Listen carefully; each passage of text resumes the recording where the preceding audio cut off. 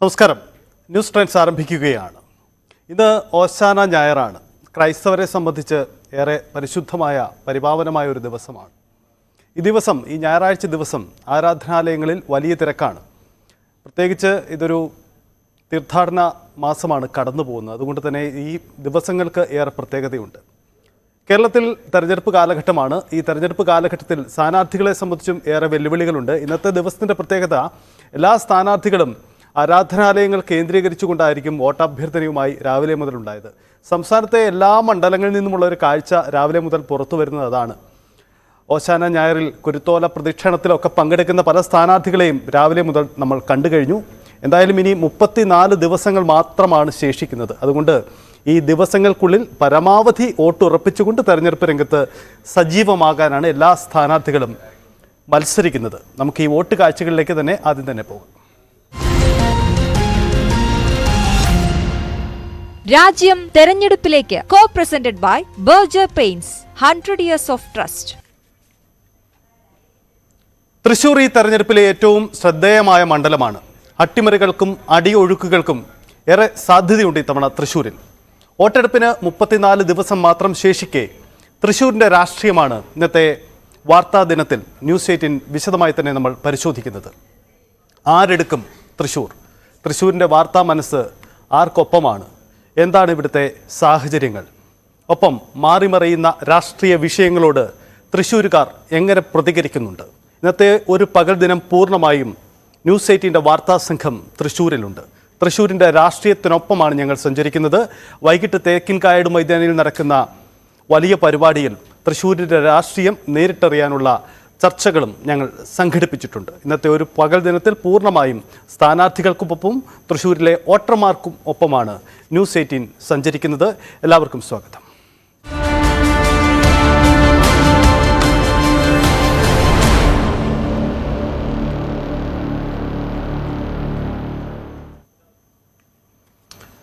നമുക്ക് സ്ഥാനാർത്ഥികൾ രാവിലെ തന്നെ അവരുടെ നിലപാടുകൾ ന്യൂസ് 18 തുറന്നു പറഞ്ഞു കഴിഞ്ഞു. പലരും പലതരത്തിലുള്ള സാധ്യതകളാണ് പങ്കുവയ്ക്കുന്നത്. ഒപ്പം തന്നെ ഈ സാധ്യതകളിൽ പ്രധാനപ്പെട്ടത് അവരുടെ രാഷ്ട്രീയ ചർച്ചകളാണ്. അങ്ങനെ വളരെ പ്രധാനപ്പെട്ട സാഹചര്യങ്ങളുണ്ട്. കാരണം തൃശ്ശൂർ എന്ന് പറയുന്നത് ഇത്തവണ സംസ്ഥാനത്തെ ഏറ്റവും പ്രധാനപ്പെട്ട മണ്ഡലമായി മാറുന്നത് നിരവധി അടിയൊഴുക്കുകളും നിർണായക നീക്കങ്ങൾ കൊണ്ടും അത് ശ്രദ്ധേയമാകുന്നു എന്നതുകൊണ്ടുകൂടിയാണ്. നമ്മൾ കണ്ടതാണ്. ഏറ്റവും ഒടുവിൽ പുറത്തു വന്നത് RLV രാമകൃഷ്ണൻ്റെ വിവാദമടക്കം ഏറ്റവും അധികം ചർച്ചയാവുന്ന ഒരു ഇടം അത് തൃശ്ശൂരാണ്. കാരണം തൃശ്ശൂരുമായി ചുറ്റിപ്പറ്റിയാണ് സംസ്ഥാനത്തെ എല്ലാ വിവാദങ്ങളും ചർച്ചയാവുന്നത്. പത്മജ വേണുഗോപാലിൻ്റെ കൂടുമാറ്റവും അതുണ്ടാക്കുന്ന രാഷ്ട്രീയ ചർച്ചകളും നമ്മൾ കണ്ടതാണ്. അതിന് പിന്നാലെയാണ് UDFൻ്റെ സസ്പെൻസറായ സ്ഥാനാർത്ഥി പ്രഖ്യാപനവും നീക്കങ്ങളും ഒക്കെ കണ്ടത്. എന്തായാലും ഈ നിമിഷത്തിൽ, ഈ ദിവസത്തിൽ തൃശ്ശൂർ എങ്ങനെ ചിന്തിക്കുന്നു? തൃശ്ശൂരിൻ്റെ രാഷ്ട്രീയം ആർക്കൊപ്പമാണ്? മാറിമറിഞ്ഞ തെരഞ്ഞെടുപ്പ് പ്രചരണ വിഷയങ്ങൾ തൃശ്ശൂരിനെ എങ്ങനെ സ്വാധീനിച്ചു എന്നതാണ് നമ്മൾ വിശദമായി തന്നെ പരിശോധിക്കുന്നത്. ഒപ്പം ഇനി വരാനിരിക്കുന്ന 34 ദിവസങ്ങൾ, 34 ദിനങ്ങൾ എങ്ങനെയായിരിക്കും തൃശ്ശൂരിൻ്റെ ജനമനസ്സിനെ സ്വാധീനിക്കുക? തൃശ്ശൂർ എങ്ങനെ ചിന്തിക്കുമെന്ന പ്രധാനപ്പെട്ട കാര്യങ്ങളാണ്. നമുക്ക് മുന്നിൽ ഉണ്ടാകുന്ന ചോദ്യം ഇതാണ്: ആരെടുക്കും തൃശ്ശൂർ? അതിൽ അടിയൊഴുക്കുകൾ എങ്ങനെ പ്രസക്തമാകും? ഒപ്പം തന്നെ എന്തെങ്കിലും തരത്തിലുള്ള ചരടുവലികൾ സാധ്യതയുണ്ടോ? അട്ടിമറി നീക്കങ്ങൾക്ക് പ്രസക്തിയുണ്ടോ? ചർച്ചയിലേക്ക് തന്നെയാണ് പോകുന്നത്. നമുക്ക് സ്ഥാനാർത്ഥികളുടെ അവരുടെ ഒരു പ്രതീക്ഷകളിലേക്ക് നമുക്ക് വരാം. അതിനു മുമ്പായി തന്നെ ഞങ്ങളുടെ ന്യൂസ് 18 സംഘം തൃശ്ശൂരിൽ സജ്ജമാണ്. CV അനുമോദുണ്ട്, ഒപ്പം രഞ്ജിത്ത് രാമചന്ദ്രനുമുണ്ട്, കിരൺ ബാബുവും നമുക്കൊപ്പം ചേരും. VS സുനിൽകുമാറിനൊപ്പമുള്ള യാത്രയിലേക്കാണ് കിരൺ ബാബു പോകുന്നത്. കിരൺ ബാബുവിലേക്ക് വരുന്നതിന് മുമ്പ് നമുക്ക് വളരെ വേഗത്തിൽ അനുമോദും ഒപ്പം രഞ്ജിത്ത് രാമചന്ദ്രനും ചേരുന്നു. ഇരുവർക്കും സ്വാഗതം. എന്തായാലും ഇന്ന് തൃശ്ശൂരിൻ്റെ മനസ്സ് ആർക്കൊപ്പം എന്ന് അറിയാനാണ് ന്യൂസ് 18 നമ്മുടെ സംഘത്തിൻ്റെ ശ്രമം. 34 ദിനം പ്രചരണ ദിവസങ്ങൾ മാത്രം ശേഷിക്കെ തൃശ്ശൂരിലെ മാറിമറിഞ്ഞ പ്രചരണ വിഷയങ്ങൾ ഇപ്പോൾ ആർക്കൊപ്പമാണ്? ആർക്കാണ് മുൻതൂക്കം? എന്തൊക്കെ സാധ്യതകളാണ്, എന്തൊക്കെ സ്വാധീനിക്കപ്പെടുന്ന വിഷയങ്ങളാണ് ഇനി തൃശ്ശൂരിൽ ചർച്ച ചെയ്യപ്പെടാൻ പോകുന്നത് എന്നതാണ് പ്രസക്തമായി കാണാം. രഞ്ജിത്ത്, അനുമോദ്, നിങ്ങൾ നിൽക്കുന്നത് എവിടെയാണ്? ഒപ്പം ഇന്ന് രാവിലെ മുതൽ ആരംഭിച്ച നമ്മുടെ ഈ വാർത്താ ദൗത്യത്തിൽ നിങ്ങൾക്ക് അറിയാൻ കഴിയുന്നത് എന്താണ്? ഈ ഞായറാഴ്ച ദിവസം ക്രൈസ്തവരൊക്കെ കൂടുതലായുള്ള തൃശ്ശൂരിൽ ഓശാന ഞായറൊക്കെ വലിയ സ്വാധീനം ചെലുത്താൻ ഇടയുള്ള സ്ഥലമാണ്. അതുകൊണ്ട് തന്നെ തൃശ്ശൂരിൻ്റെ രാഷ്ട്രീയം, അതിൻ്റെ സൂചനകൾ, അതിൻ്റെ നീക്കങ്ങൾ അതെങ്ങനെയാണ് നിങ്ങൾ പ്രാഥമികമായി വിലയിരുത്തുന്നത്?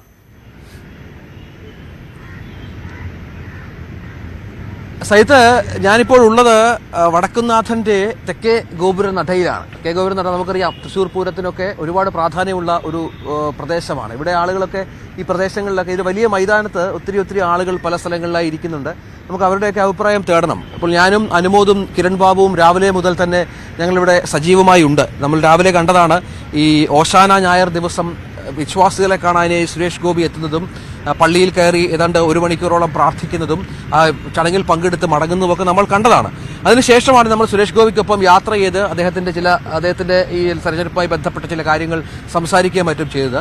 ഇതിനിടയിൽ അനുമോദ് മുരളീധരനൊപ്പം ഉണ്ടായിരുന്നു. മുരളീധരന്റെ അഭിമുഖം എടുത്തു. മുരളീധരൻ വളരെ വ്യക്തമായി തന്നെ രാഷ്ട്രീയമാണ് ഇവിടെ ചർച്ച ചെയ്യുന്നതെന്ന് മുരളീധരൻ പറഞ്ഞു വെച്ചു. സുരേഷ് ഗോപി ആകട്ടെ വ്യക്തിപരമായ ഇനിയും ആക്രമണങ്ങൾ തനിക്കെതിരെ ഉണ്ടാകും, താനിത് പ്രതീക്ഷിക്കുന്നുണ്ട്, അതിന് പലതരത്തിലുള്ള അർത്ഥങ്ങളുണ്ട് എന്ന് പറയുകയായിരുന്നു. അങ്ങനെ വളരെ സജീവമായ ഇപ്പൊ ഈ 10 മണി ആയപ്പോഴേക്ക് വലിയ ചൂടാണ് അനുമോദ്, നല്ല ചൂട്. ഈ നമ്മളിപ്പോൾ ആദ്യം വെയിലത്ത് നിന്നു, ഇപ്പൊ തണലത്തേക്കൊന്ന് മാറി, കാരണം അല്ലാതെ വേറെ മാർഗ്ഗമില്ല. ഈ തൊട്ടുപുറയിൽ സമ്മേളനം നടക്കുന്നുണ്ട്, സന്യാസി മഹാസംഘമൊക്കെ നടക്കാനുള്ള ഒരുക്കങ്ങളുണ്ട്. ഇത് വളരെ സജീവമായ ഒരു പ്രദേശം കൂടിയാണ് ഈ മൈതാനം എന്ന് പറയുന്നത്. എന്നെക്കാളും കൂടുതൽ ഇതിനെക്കുറിച്ച് അറിയുന്ന അനുമോദനാണ്. കാരണം അനുമോദ് തൃശ്ശൂരിന്റെ കൂടെ മുത്താണ്. ഈ നമ്മുടെ തൃശ്ശൂർ സ്ഥിരമായി വന്നു പോകുന്ന, മലപ്പുറത്തിന്റെ മാത്രമല്ല തൃശ്ശൂർ സ്ഥിരമായി വന്നു പോകുന്ന ഒരാളാണ്. അപ്പം ഈ മൈതാനത്തൊക്കെ ഒരുപാട് തവണ വന്ന ആളാണ് അനുമോദ്. നമ്മൾ ചൂടെന്ന് പറഞ്ഞാൽ ചൂട് വല്ലാതെ ചൂടാണ്. പക്ഷേ തൃശ്ശൂരിലെ തെരഞ്ഞെടുപ്പിന് ഒരുപാട് പ്രത്യേകതകളുണ്ടല്ലേ, വല്ലാത്ത ഒരു പോരാണ്. കാരണം എത്രയെത്ര ആരോപണങ്ങൾ, എത്രയെത്ര അധിക്ഷേപങ്ങൾ വന്നു പോകുന്നു. നേരത്തെ കിരൺ ബാബു വിശേഷിപ്പിച്ചത് 3 കൊമ്പന്മാരാണ് ഇവിടെ മത്സരിക്കുന്നത് എന്നാണ്. അങ്ങനെ ഒരുപാട് പോരാട്ടം ഉള്ള ഒരു പ്രദേശം കൂടിയാണ് ഇവിടെ. എന്താ അനുമോദ 2 തവണ ഇതിനുമ്പ് വന്നു പോയല്ലോ ഇവിടെ, എന്താ അതിനുശേഷം ഇപ്പൊ ഇന്ന് കണ്ടപ്പോ കുറച്ചും കൂടെ കളവൊന്ന് മുറുകിയല്ലേ? ഈ മീനച്ചൂടിനേക്കാൾ വലിയ ചൂടാണ് തൃശ്ശൂരിലെ തെരഞ്ഞെടുപ്പ് ചൂടിന്. നമ്മൾ ഓരോ തവണ ഇവിടെ വരുമ്പോഴും സാഹചര്യങ്ങൾ മാറിക്കൊണ്ടിരിക്കുന്ന തരത്തിലാണ് പോകുന്നത്. ഇവിടെ ആദ്യം TN പ്രതാപൻ പ്രചരണത്തിന് ഇറങ്ങി ആ സമയത്താണ് നമ്മൾ ആദ്യം വന്നിരുന്നത്. അന്ന് ഒരു ത്രികോണ മത്സരം, പക്ഷേ അവിടെ TN പ്രതാപൻ ഒരുപാട് നെഗറ്റീവ് ആയിട്ടുള്ള സൈഡുകളും കമൻറ്റുകളൊക്കെ വന്നിരുന്നു. അതായത് സിറ്റിംഗ് MP എന്ന നിലയ്ക്ക് പുള്ളിക്ക് ഒരു വിമർശനം ഉണ്ടായിരുന്നു.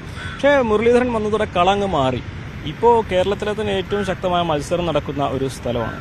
ഇവിടുത്തെ ഒരു സംഭവം എന്താണെന്ന് വെച്ചാൽ, കേരളത്തിൽ എന്ത് രാഷ്ട്രീയ ചലനം എവിടെ ഉണ്ടായാലും അതിന്റെ പ്രതിഫലനം ഇവിടെ ഉണ്ടായിരിക്കും, തൃശ്ശൂർ ഉണ്ടായിരിക്കും. അത് എങ്ങനെയാണെന്ന് അറിയില്ല, കറങ്ങി തിരിഞ്ഞ് തൃശ്ശൂരിൽ അതിന്റെ ഒരു ഇമ്പാക്റ്റ് വരും എന്നുള്ളത് ഉറപ്പാണ്. ഇപ്പൊ ഇവിടെ കഴിഞ്ഞ ദിവസങ്ങളിൽ ഉണ്ടായ രാഷ്ട്രീയ സംഭവവികാസങ്ങൾ, RLV രാമകൃഷ്ണന്റെ വിഷയമാവട്ടെ, അതിന് മുൻപ് സുരേഷ് ഗോപിക്കെതിരെ ഉയരുന്ന വിമർശനങ്ങളാവട്ടെ, ഇതെല്ലാം തന്നെ വലിയ തോതിൽ കഴിഞ്ഞ ദിവസങ്ങളിൽ മറ്റു മണ്ഡലങ്ങളിലേക്കാളൊക്കെ മാധ്യമ ശ്രദ്ധ പിടിച്ചു പറ്റിയൊരു കാര്യമാണ്. അത് കലാമണ്ഡലം ഗോപിയാശാന്റെ ക്ഷണവും അതിനെ തുടർന്നുണ്ടായ ചർച്ചകളൊക്കെ നമുക്കറിയാം. പിന്നെ ട്രോളുകളും അപ്പോൾ ഞാൻ പറയുന്നത് മറ്റ് മണ്ഡലങ്ങളെക്കാളൊക്കെ ഏറ്റവും കൂടുതൽ ശ്രദ്ധ ഉള്ള അല്ലെങ്കിൽ ചർച്ച ചെയ്യപ്പെടുന്ന, രാഷ്ട്രീയത്തിനപ്പുറത്തുള്ള വ്യക്തിപരമായിട്ടുള്ള കാര്യങ്ങൾ ചർച്ച ചെയ്യപ്പെടുന്ന ഒരു മണ്ഡലമായിട്ട് തൃശ്ശൂർ മാറിയിട്ടുണ്ട്. ഞാൻ രാവിലെ സുരേഷ് ഗോപിയെ കണ്ടപ്പോഴേ അദ്ദേഹത്തിന്റെ വ്യക്തിപരമായ ഈ ആരോപണങ്ങളെ കുറിച്ച് തന്നെ ചോദിക്കാൻ പോയപ്പോൾ അദ്ദേഹം അല്പം ഒന്ന് അസ്വസ്ഥനായി. അദ്ദേഹം പറഞ്ഞത് അത് എനിക്ക് മനസ്സിലായത് കാര്യം, അദ്ദേഹം അത് ഈ വിഷയങ്ങൾ ചർച്ചയാക്കേണ്ട എന്ന് തന്നെ തീരുമാനിച്ചിരിക്കുകയാണ്. നമുക്കറിയാം അദ്ദേഹത്തെയാണ് നേരത്തെ ഈ നമ്മുടെ ഈ കിരീട വിവാദവുമായി ബന്ധപ്പെട്ട് ഏറ്റവും അറ്റാക്ക് ചെയ്ത് ഒടുവിൽ ഈ വിഷയത്തിൽ ഗോപിയാശാനുമായ വിഷയത്തിൽ അറ്റാക്ക് ചെയ്തത് ഞാൻ ചോദിച്ചു. അപ്പോൾ അദ്ദേഹം പറഞ്ഞത് താൻ മുന്നോട്ട് വെക്കുന്ന വികസന കാര്യങ്ങളെ തടസ്സപ്പെടുത്താൻ വേണ്ടി അല്ലെങ്കിൽ അതിനെ താഴോട്ട് അടിക്കാൻ വേണ്ടിയുള്ള പ്രചരണമാണ് ഇനിയും വരുമെന്നുള്ളതാണ്. രഞ്ജിത്ത് പ്രേക്ഷകരോട് പറഞ്ഞ ആ കാര്യം തന്നെയാണ് നമുക്കൊന്ന് പ്രേക്ഷകരെ അറിയിക്കാനുള്ളത്. സുരേഷ് ഗോപി ഈ വികസന ചർച്ചകളെ അപ്രസക്തമാക്കാനാണ് ഈ വിവാദങ്ങൾ ഉയരുന്നത് എന്നതാണ് സുരേഷ് ഗോപിയുടെ നിലപാട്.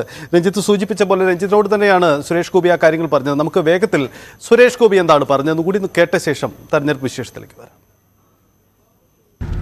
തൃശ്ശൂരിലെ NDA സ്ഥാനാർത്ഥി ശ്രീ സുരേഷ് ഗോപി എന്നോടൊപ്പമുണ്ട്. അദ്ദേഹം തിരക്കിട്ട തെരഞ്ഞെടുപ്പ് പര്യടനത്തിലാണ്. ഇന്ന് വളരെ പ്രധാനപ്പെട്ട ഒരു ദിവസമാണ്. രാവിലെ പള്ളിയിലായിരുന്നു അദ്ദേഹം. അതിനുശേഷം ഇപ്പോൾ 2 വാക്ക് അദ്ദേഹം നമ്മളോട് സംസാരിക്കാൻ സമ്മതിച്ചിട്ടുണ്ട്. അദ്ദേഹത്തിലേക്ക് 2019 തെരഞ്ഞെടുപ്പ് പ്രചരണവും 2024 വരുമ്പോൾ കുറച്ച് ദിവസമായിട്ട് ജനങ്ങൾക്കിടയിൽ ഉണ്ടല്ലോ, എന്താണ് ഒരു ആത്മവിശ്വാസം? അന്ന് ഒരു പകരക്കാരനായി വന്നു, അതും അവസാനം ഒരു 15-14 ദിവസമുള്ളപ്പോൾ മാത്രമാണ് ആ ഒരു ദൗത്യം എന്നെ ഏൽപ്പിച്ചത്. അപ്പോൾ ഒരു ഭയങ്കര ഹാഷ് ക്യാമ്പയിൻ ഡ്രൈവിൽ പോകേണ്ടി വന്നു. അതിൻ്റെതായ പോരായ്മകൾ ഉണ്ടായിരുന്നോ എന്ന് ചോദിച്ചാൽ സ്ഥാനാർത്ഥിയെ പരിചയപ്പെടുത്തേണ്ട ആവശ്യമുണ്ടായിരുന്നില്ല, എല്ലാവർക്കും അറിയാമായിരുന്നു. പക്ഷെ അതിനുശേഷമാണ് ഒരുപക്ഷെ ഒരു രാഷ്ട്രീയ പ്രവർത്തകൻ എന്ന നിലയ്ക്കുള്ള ഒരു അഡീഷണൽ ബെനിഫിറ്റൂടെ 19 ശേഷം 5 വർഷം ഞാൻ ഇവിടെ തന്നെ നിന്ന് ജനങ്ങളുടെ ജീവിതവുമായി ബന്ധപ്പെട്ട് ഇവിടെ മാത്രമല്ല കേരളത്തിലാകമാനം.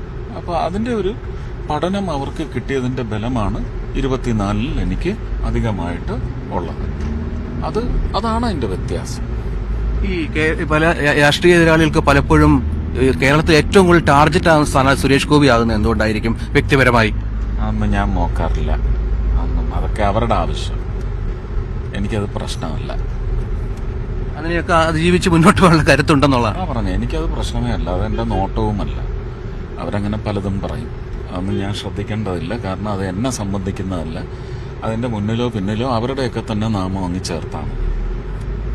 ഈ കഴിഞ്ഞ ദിവസം മുഖ്യമന്ത്രി ഇവിടെ വന്നിരുന്നു. അതിനുശേഷം ചില മാധ്യമങ്ങൾ റിപ്പോർട്ട് ചെയ്തത് കരുവന്നൂർ വിഷയവുമായി ബന്ധപ്പെട്ടാണ് എന്നുള്ളതാണ്. കരുവന്നൂർ കാര്യമായി തന്നെ തൃശ്ശൂരിലെ തെരഞ്ഞെടുപ്പിൽ പ്രതിഫലിക്കുമോ? അവര് ആ കാശ് എല്ലാവർക്കും കൊടുത്താൽ മതി. അതിനാണോ മുഖ്യമന്ത്രി വന്നത്? കരുവന്നൂരുമായി ബന്ധപ്പെട്ട് അദ്ദേഹം വരിക എന്ന് പറഞ്ഞാൽ എന്നെ സന്തോഷിപ്പിക്കുക മുഴുവൻ കാശും. അതുപോലെ തന്നെ മാവേലിക്കര ബാങ്കിലാണ് ഞാൻ ആദ്യം സമരം ചെയ്തത് 2021. അന്ന് അതിനകത്ത് ബാധിക്കപ്പെട്ട ഒരു സ്ത്രീയുടെ കംപ്ലൈന്റിന്റെ പുറത്താണ് പോയത്. പക്ഷെ അവിടെ അറിയുന്ന 200-300 കേസുകൾ അവിടെ ഉണ്ടെന്ന്. അപ്പോ ആ സ്ത്രീക്ക് ഹൈക്കോടതിയുടെ ഉത്തരവ് കിട്ടി, പണം മുഴുവൻ തിരിച്ചു കൊടുക്കണമെന്നാണ് പറഞ്ഞിരിക്കുന്നത്. അവര് കഴിഞ്ഞ ദിവസം അവരുടെ വയ്യാത്ത അമ്മ അവിടെ ബാങ്കിൽ ചെന്നപ്പോൾ പറഞ്ഞ് കാശില്ല, ഹൈക്കോടതിയുടെ ഉത്തരവ് മാനിക്കാൻ കഴിയില്ല. ഞാൻ എന്റെ അവിടുത്തെ പ്രധാനപ്പെട്ട പ്രവർത്തകന് ഗോവൻ ചെന്നിത്തലയെ വിളിച്ചു പറഞ്ഞു, കോടതിയിൽ പോയി ക്വാർട്ടർലക്ഷ്യ കേസ് കൊടുക്കാൻ പറഞ്ഞു. അപ്പോൾ പൈസ ആവശ്യമുള്ളവർക്ക് അവർ നിക്ഷേപിച്ചിട്ടുണ്ടെങ്കിൽ അത് തിരിച്ചു കൊടുക്കുകയാണ് ചെയ്യേണ്ടത്. നിങ്ങൾ എത്ര ചിട്ടി കമ്പനികളാണ് പൂട്ടിച്ചത് അല്ലേ? പൈസ ഉടനെ തിരിച്ചു കൊടുക്കണം എന്നൊക്കെ പറയുന്നതിന്റെ ന്യായവും അന്യായവും ഉണ്ട്. അപ്പോൾ അത് പ്രൈവറ്റ് കമ്പനികളുടെ കാര്യത്തിൽ നിങ്ങൾ നോക്കിയിട്ടില്ല, പിന്നെ അങ്ങനെ സ്വന്തം കാര്യത്തിൽ നോക്കുന്നത്. സ്വന്തം കപ്പലിൽ കള്ളന്മാരുണ്ടെങ്കിൽ അവരെ മുക്കുക, അത്രയേ ഉള്ളൂ. കഴിഞ്ഞ ദിവസം അരവിന്ദ് കെജ്രിവാളിനെയാണ് ഇ ഡി അറസ്റ്റ് ചെയ്തത്, മുഖ്യമന്ത്രിയെ. കേരളത്തിൽ പക്ഷേ ഇ ഡി അത്തരത്തിൽ ഇടപെടൽ, ഈ ഇ ഡി കാര്യങ്ങളൊക്കെ അഡ്മിനിസ്ട്രേഷനിലാണ്. എന്റെ അടുത്ത് തൃശ്ശൂർ കാൻഡിഡേറ്റ് ആ രീതിയിൽ സംസാരിക്കും. ഓക്കെ. അപ്പോൾ ഈ കെ മുരളീധരൻ നേരത്തെ പറഞ്ഞ വ്യക്തികളല്ലേ ഇവിടെ രാഷ്ട്രീയമാണ് ഇവിടെ കൃത്യമായി ചർച്ച ചെയ്യപ്പെടുന്നത് എന്നുള്ളതാണ്. രാഷ്ട്രീയം തന്നെ അല്ലേ ചർച്ച ചെയ്യേണ്ടത്? വ്യക്തികൾ ജനങ്ങളാണെങ്കിൽ അവരെ പ്രജകളാക്കി മാറ്റിയത് ആരാണ് എന്ന് നല്ലതുപോലെ കഴിഞ്ഞ ഒരു 40 വർഷത്തെയെങ്കിലും രാഷ്ട്രീയക്കാരന്റെ പ്രവർത്തന ക്ഷമത അത് അളന്നുകൊണ്ട് സംസാരിക്കണം അല്ലേ? ഓരോ 5 വർഷവും അങ്ങ് പതിച്ചെടുത്ത് രാഷ്ട്രീയത്തിന്റെ പേരിൽ പതിച്ചെടുത്തിട്ട് ജനങ്ങൾക്ക് അവരുടെ ജീവിതത്തിലേക്ക് ആ പതിച്ചെടുത്ത ആൾക്കാരുടെ പ്രവർത്തനത്തിലൂടെ എന്ത് നേടാൻ കഴിഞ്ഞു? ജീവിതമാണ് ചർച്ച ചെയ്യേണ്ടത്. ഈ സംസ്ഥാനത്ത് കാര്യമായി തന്നെ ഭരണവിരുദ്ധ വികാരം പ്രകടമായി ഉണ്ടോ? ഉണ്ടെന്നാണ് ജനങ്ങൾ പറയുന്നത്. അത് ആർക്കായിരിക്കും ഗുണം ചെയ്യുക? അത് അവര് നിശ്ചയിക്കും, ആ ജനങ്ങൾ നിശ്ചയിക്കും. അതാണ് റിസൾട്ട് ആവുക. ഏതൊക്കെ മേഖലകളിലാണ് ചേട്ടാ തൃശ്ശൂരിൽ ഇത്രയും ദിവസം പ്രചരണം നടത്തിയപ്പോ വലിയ സ്വീകാര്യത? 14 പ്രദേശങ്ങളിലും പോയി സ്വീകാര്യത വ്യക്തി എന്ന നിലയ്ക്ക് വരുന്നതുണ്ടാവും, രാഷ്ട്രീയക്കാരൻ എന്ന നിലയ്ക്ക് ഉള്ള സ്വീകാര്യതയുണ്ടാവും, പുതിയ പ്രതീക്ഷ, പുതിയ അവരുടെ തീരുമാനങ്ങളിലെ മാറ്റം എന്ന നിലയ്ക്കൊക്കെയുള്ള സ്വീകാര്യതയുണ്ടാവും. അത് നമുക്ക് 26-ാം തീയതി രേഖപ്പെടുത്തി കഴിഞ്ഞ് ജൂൺ 4-ാം തീയതി മാത്രമേ അറിയാൻ സാധിക്കൂ. യെസ്, അതാണ് സുരേഷ് ഗോപി പറയുന്നത്. രഞ്ജിത്ത് ഈ ദേശീയ സംസ്ഥാന വിഷയങ്ങളിലേക്ക് സുരേഷ് ഗോപിയുടെ ശ്രദ്ധ കൊണ്ടുവരാൻ ശ്രമിക്കുന്നുണ്ടായിരുന്നു.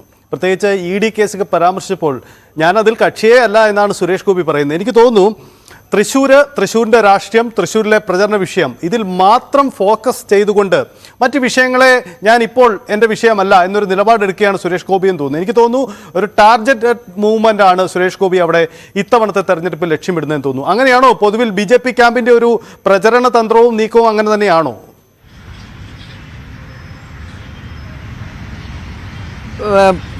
സൈത്ത്, ഈ BJPയുടെ നിയന്ത്രണത്തിലല്ല സുരേഷ് ഗോപി. കാരണം സുരേഷ് ഗോപിയാണ് നേരത്തെ അനുമോദാണത് പറഞ്ഞത് രാവിലെ അല്ലേ, വളരെ കൃത്യമായി തന്നെ BJPയെ നിയന്ത്രിക്കുന്നത്. കാരണം ഇവിടെ നമുക്കറിയാം BJP ഈ സ്ഥാനാർത്ഥിയുടെ പ്രാധാന്യം കാരണം ഇവിടെ നരേന്ദ്രമോദി നേരിട്ട് അവതരിപ്പിച്ച സ്ഥാനാർത്ഥിയാണ്. അദ്ദേഹത്തിന് നേരിട്ട് സംസാരിക്കണമെങ്കിൽ രണ്ടുപേരോട് സംസാരിച്ചാൽ മതി. ഒന്ന് അമിത്ഷാ, മറ്റൊന്ന് നരേന്ദ്രമോദി. അത് വളരെ പ്രധാനമാണ് തൃശ്ശൂരിൽ. അതുകൊണ്ട് തന്നെ ഏറ്റവും കൂടുതൽ ഞാൻ ചോദിച്ചപ്പോൾ ടാർഗറ്റഡ് ആയിട്ടുള്ള ഒരു സ്ഥാനാർത്ഥി കൂടിയാണ് സുരേഷ് ഗോപി. വ്യക്തിപരമായ നിരവധിയായ ആക്ഷേപങ്ങൾ ആദ്യം മുതൽ, കിരീട വിവാദം, ഏറ്റവും ഒടുവിൽ കലാമണ്ഡല ഗോപിയാശാനുമായിട്ട് ബന്ധപ്പെട്ട കാര്യങ്ങൾ, അതൊക്കെ എത്രയാണ് നമ്മുടെ ഇടതുപക്ഷ ഹാൻഡിലുകൾ അല്ലെങ്കിൽ UDF-കാർ ആഘോഷിച്ചത് എന്നൊക്കെ നമുക്കറിയാം. അത് വളരെ പ്രധാനപ്പെട്ട കാര്യമാണ്. അതുകൊണ്ട് തന്നെ സുരേഷ് ഗോപി അതിപ്പോൾ വളരെ നേരത്തെ അനുമതി പറഞ്ഞ പോലെ വളരെ സൂക്ഷിച്ചാണ് ഓരോ കാര്യങ്ങളും കൈകാര്യം ചെയ്യുന്നത് എന്നുള്ളതാണ്. അല്ലേ അനുമതി? തീർച്ചയായും സുരേഷ് ഗോപി ഇവിടെ വന്ന സമയം മുതൽ നമ്മൾ ഇടയ്ക്കിടയ്ക്ക് അദ്ദേഹത്തെ കാണുന്നതാണ്. അദ്ദേഹത്തിൻ്റെ പ്രതികരണങ്ങൾ എടുക്കാൻ പലപ്പോഴും ശ്രമിക്കുമ്പോൾ എനിക്കൊന്നും പറയാനില്ല, ഞാൻ പ്രചരണവുമായി മുന്നോട്ട് പോകുന്നു എന്ന് മാത്രമാണ് അദ്ദേഹം പറഞ്ഞൊഴിയുന്നത്. കാരണം അദ്ദേഹത്തിൻ്റെ വാക്കുകൾ എങ്ങനെ പറഞ്ഞാലും വിവാദമാകും എന്ന ഒരു മുന്നനുഭവം അദ്ദേഹത്തിനുണ്ട്. അദ്ദേഹം ഒന്നും മിണ്ടിയാൽ വിവാദം, മിണ്ടിയില്ലെങ്കിൽ വിവാദം. കാരണം ഒരുപാട് ഈ തിളച്ച വെള്ളത്തിൽ വീണ പൂച്ച പച്ചവെള്ളം കണ്ടാലും പേടിക്കുന്നു പറഞ്ഞ പോലെയാണ് സുരേഷ് ഗോപിയുടെ ഈ പ്രതികരണത്തിലെ കാര്യത്തിലുള്ളൊരു മുൻവിധി എനിക്ക് തോന്നുന്നത്. കാരണം അദ്ദേഹത്തിന് മുന്നനുഭവങ്ങളായിരിക്കാം, അതിൻ്റെ ഗുണവും സ്വാഭാവികമാണ് പ്രചരണത്തിൽ BJP ഉണ്ടാകും. സുരേഷ് ഗോപി പ്രചരണം മാത്രം നടത്തി മുന്നോട്ട് പോയാൽ മതി, അധികം പ്രതികരണത്തിന് പോകണ്ട എന്നാണ് BJP പ്രവർത്തകരും പറയുന്നത്. കാരണം അദ്ദേഹത്തിന് എതിരെ വലിയ തോതിലുള്ളൊരു സാമൂഹ്യ മാധ്യമങ്ങളിൽ പ്രചരണം നടക്കുന്നു എന്നാണ് BJP പറയുന്നത്. അത് മുന്നിൽ കണ്ടുകൊണ്ടുള്ള ഒരു പ്രതികരണം തന്നെയാണ് സുരേഷ് ഗോപി നടത്തിയിട്ടുള്ളത്. എന്ന് അദ്ദേഹം ഇത്രയും സംസാരിച്ചത് നമ്മളോടാണ് എന്ന് തോന്നുന്നു, ഇത്രയും കാര്യമായിട്ട്. അഭിമുഖം കൊടുക്കാറില്ല, അഭിമുഖം അദ്ദേഹം കൊടുത്തിട്ടില്ല. കഴിഞ്ഞ 3 തവണ നമ്മൾ കണ്ടപ്പോഴും അദ്ദേഹം എനിക്കൊന്നും പറയാനില്ല എന്ന് പറഞ്ഞ് മാറി പോവുകയാണ് ചെയ്തത്. അപ്പോൾ ഇന്ന് അഭിമുഖം നമുക്ക് തന്നതിന് വലിയൊരു കാര്യമാണ്. അദ്ദേഹത്തിന് പറയാനുള്ള രാഷ്ട്രീയം കൃത്യമായിട്ട് പറയുന്നുണ്ട്. ഞാൻ തൃശ്ശൂർ കേന്ദ്രീകരിച്ച് മാത്രമേ പറയുകയുള്ളൂ. തൃശ്ശൂരിലെ രാഷ്ട്രീയം അല്ലെങ്കിൽ തൃശ്ശൂരിൽ എന്താണോ പ്രചരണം അതാണ് ഇവിടെ കൃത്യമായി നടക്കുന്നത്. കാരണം ഇവിടെ ക്യാമറ ഇങ്ങോട്ട് കൂടി തീർച്ചയായും കുറച്ച് ചേച്ചിമാര് അവര് രാവിലെ തൊട്ട് ജോലിയിലാണല്ലേ? എന്തൊരു ചൂടല്ലേ, ഭയങ്കര ചൂടല്ലേ? എങ്ങനെ വെള്ളമൊക്കെ കുടിച്ചോണ്ടാണോ നിൽക്കുന്നത്? വെള്ളം കൊണ്ടുവരുമോ വീട്ടിൽ നിന്ന്? കൊണ്ടുവരും, ഞങ്ങള് പോരാത്ത ഇവിടെ മേടിക്കും. എത്ര മണി വരെ ഡ്യൂട്ടി? 12:30 വരെ. നല്ല രാവിലെ എത്ര മണിക്ക് തുടങ്ങും? 6:30 തുടങ്ങും. 6 തൊട്ട് 12:30 വരെ. 12. അപ്പൊ ഇവിടെ എന്തെങ്കിലും എക്സിബിഷനോ അങ്ങനെ എന്തെങ്കിലും സംഗതികളാണ്? ഇല്ല, പൂരായ കാരണം ഞങ്ങൾ വെടുപ്പാക്കണവരെ ഭാഗവരെ ദിവസവും വെടുപ്പാക്കി വരും. എത്ര പേരുണ്ടോ നിങ്ങള്? ഞങ്ങൾ 41 പേര്. തൃശ്ശൂരിൽ എങ്ങനെയുണ്ട് തെരഞ്ഞെടുപ്പ് സാഹചര്യം? അതൊക്കെ എന്താ പറയാ. ആരൊക്കെയാ അവിടെ മത്സരിക്കുന്നത് അറിയോ? സുനിൽകുമാർ, VS സുനിൽകുമാർ, മാസം ഒന്ന് മാറ്റി ആളുകൾ കാണാം, വീട്ടുകാരെ കാണണ്ടോ? സുനിൽകുമാർ, പോലെ സുരേഷ് ഗോപി, മുരളീധരൻ. നമ്മുടെ പഴയ MP പ്രതാപനായിരുന്നു അല്ലേ? പ്രതാപനായിരുന്നു. ആരാ ഇവിടെ ജയിക്കുന്നവരാ? അതും എനിക്ക് പറയാറില്ല. ചേച്ചിക്ക് രാഷ്ട്രീയം ഉണ്ടോ? രാഷ്ട്രീയമൊന്നുമില്ല. നല്ല എങ്ങനെ വോട്ട് എങ്ങനെ തീരും? ആർക്ക് കൊടുക്കണം? അവരുടെ പേര് പറഞ്ഞല്ല, എങ്ങനെയുള്ള ആളുകൾക്ക് കൊടുക്കണമെന്നാ ഇഷ്ടം? അന്നത്തെ അങ്ങനെ അതേപോലെ പോകും, സാഹചര്യം പോലെ ചെയ്യും ഓരോ ദിവസത്തെ അല്ലേ? സ്ഥാനാർത്ഥിയുടെ മികവാണോ നോക്കുന്നത്? അതൊന്നല്ല, അത് അന്നത്തെ പോലെ അപ്പോഴത്തെ പോലെ ചെയ്യും. അതാണ്. ചേച്ചിമാരെ എങ്ങനെയുണ്ട് ഇലക്ഷൻ ചൂടൊക്കെ? എങ്ങനെയുണ്ട്? ചൂടല്ലാതെ തന്നെ വെള്ളം കുടിക്കാനുള്ള ചൂടുണ്ട് അല്ലെ? ഇലക്ഷൻ ചൂട് എങ്ങനെയുണ്ട്? ഇലക്ഷൻ ചൂടിനെ കുറിച്ച് അറിയില്ല. അല്ല, അത് ഇലക്ഷൻ ഒന്നും തിരക്കാറില്ല? എന്ത് പറ്റി? താല്പര്യമില്ല. രാഷ്ട്രീയത്തിനെ കുറിച്ച് എന്തെല്ലാം അറിയണ്ടേ? അറിഞ്ഞാലല്ലേ താല്പര്യം ഉണ്ടാവുള്ളൂ. അല്ല, 12:30 ആകുമ്പോ ഇവിടെ ഫ്രീ ആവുമല്ലോ, അതിനുശേഷം എന്താ പരിപാടി? പിന്നെ ഒരുപാട് പേര് ഇതേപോലെ ഒരുപാട് പേര് ചോദിച്ചു വരണതല്ലേ, നമുക്കറിയില്ല എന്താ പറയണ്ടെന്ന് അറിയില്ല. ചേച്ചിക്ക് അറിയാവോ തെരഞ്ഞെടുപ്പിനെ കുറിച്ച്? അറിയില്ല. നമുക്ക് ബാക്കി ആളുകളൊക്കെ ഉണ്ട് ഇവിടെ. ഇവരൊക്കെ കോർപ്പറേഷന്റെ വിവിധ വകുപ്പുകളിൽ ജോലി ചെയ്യുന്നവരാണ്. അവർക്ക് ഏതെങ്കിലും തരത്തിൽ രാഷ്ട്രീയം പറയുമ്പോൾ അവരുടെ ജോലിയെ കൂടി ബാധിക്കുന്നുള്ളൊരു ആശങ്ക സ്വാഭാവികമായിട്ടും ഉണ്ടാവും. പക്ഷെ രാഷ്ട്രീയത്തിലേക്ക് ആരാ നേതാവാണോ ഇത്? നേതാവാരാ? കൺവീനറാണോ? എത്ര പേരുണ്ട് ഇവിടെ ജോലിക്ക്? എത്ര പേരുണ്ട്? ഞങ്ങളിപ്പോ 42 ആള്. 42 പേരുണ്ടല്ലേ? ഇന്നില്ല, ലീവുണ്ട്. ആൾക്കാര് ലീവുണ്ട്. ഇന്ന് 42 പേരില്ല. ഇതെല്ലാം ഇനി വൃത്തിയാക്കിയിട്ട് ഇന്ന് പോകത്തുള്ളൂ, അതോ നാളെയും കൂടെ നിൽക്കും? ഞങ്ങള് ഈ തേക്കുംകാട് എന്ന് പറഞ്ഞാലേ നിറയെ ഇലകളാ. അപ്പൊ എന്ന് വൃത്തിയാക്കി പൂരല്ലേ, അതുകൊണ്ട് ഞങ്ങക്ക് പെട്ടെന്നൊന്ന് വൃത്തിയാക്കി കളയണം. അപ്പൊ ഞങ്ങളിങ്ങനെ കൂട്ടിയിടും. വണ്ടി കിട്ടാണെങ്കിൽ വണ്ടിയിൽ കയറ്റി കൊണ്ട സ്ഥലം കിട്ടിയിട്ടില്ല ഇത് വരയ്ക്കും. പക്ഷെ വൃത്തിയാക്കി ഇടാം, കത്തിക്കാൻ പാടില്ല. ഞങ്ങളതുകൊണ്ട് കത്തിക്കലില്ല. വണ്ടിയിൽ കയറ്റിയ ഞങ്ങള് വണ്ടി ഇപ്പൊ ഒഴിവുള്ളപ്പോഴെ കൊണ്ടുപോകല്ലോ, അതിന് ഇടാൻ സ്ഥലം കിട്ടില്ല. ദേവസ്വം നമുക്ക് സ്ഥലം തന്നിട്ടില്ല ഇടാനേ. പിന്നെ കോർപ്പറേഷൻ ഇപ്പൊ ചവർ കൊണ്ടുപോകാനുള്ള സ്ഥലം ഇല്ല. നമ്മൾ പ്ലാസ്റ്റിക്കും കള്ളാസും വേറെ സ്പെഷ്യലായിട്ട് ചാക്കുകളിലാക്കി ഞങ്ങൾ പറവട്ടാനിലേക്ക് കൊണ്ടു. ഇത് പെട്ടെന്ന് പറക്കില്ല, ഈ സാധനം പെട്ടെന്ന് വലിയ പറക്കുള്ള അത് ഞങ്ങൾ പറവട്ടാനിലേക്ക് കൊണ്ടു. പിന്നെ ഇലകൾ മാത്രമേ ഉണ്ടാവുള്ളൂ. അത് ദേവസ്വം പൂരായിട്ട് കൊണ്ടുവന്നിട്ട സ്ഥലം തരാന്ന് പറഞ്ഞിട്ട് ഞങ്ങൾ പണി കഴിച്ചേക്കണു. വണ്ടി കിട്ടിയാൽ കൊണ്ടുവന്നിട്ടു. ഇലക്ഷൻ ചൂട് എങ്ങനെ ഉണ്ട് ഇവിടെ? അയ്യോ, ഇലക്ഷൻ ഞങ്ങൾക്ക് പണി കൂടി. പോസ്റ്റർ ഒട്ടിക്കലും കീറിയിടലും, പോസ്റ്റർ ഒട്ടിക്കലും കീറിയിടലും. അതെ, ഇവിടെ പോസ്റ്റ് ഒട്ടിക്കും ആൾക്കാരോട്. ആ റൗണ്ടിലൊക്കെ നിറയെ കീറിയിട്ടൊക്കെ തരംതിരിക്കലായിരുന്നു. പണി കുറെ ഉണ്ട് ഞങ്ങൾക്ക് ഈ പ്രാവശ്യം പണി കൂടുതല. ഇലക്ഷനും പൂരായ കാരണം രണ്ടും കൂടിയുള്ള പണിയാണ്. ആ പിന്നെ അതല്ല, ഗവൺമെന്റിന്റെ ഇത് ഒന്നുമില്ല ഒട്ടിക്കാൻ പാടില്ലായിരുന്നല്ലോ, ഒക്കെ ഒട്ടിച്ചിട്ടുണ്ടായിരുന്നു. കംപ്ലീറ്റ് കീറിയിട്ടു. 2 പണിയായിരുന്നു. ഇന്നും ഇല്ല. ഇവിടെ ആരൊക്കെയാ മത്സരിക്കുന്നത്? ഇവിടെ സുനിൽ കുമാർ, സുരേഷ് ഗോപി, പിന്നെ മുരളി. എങ്ങനെയുണ്ട് ആളുകൾ? സ്ഥാനാർത്ഥികളെ കൊള്ളാവുന്നവരാണോ എല്ലാവരും? സ്ഥാനാർത്ഥികളെല്ലാവരും നല്ലത് തന്നെ, ആരും മോശക്കാരൊന്നുമില്ല.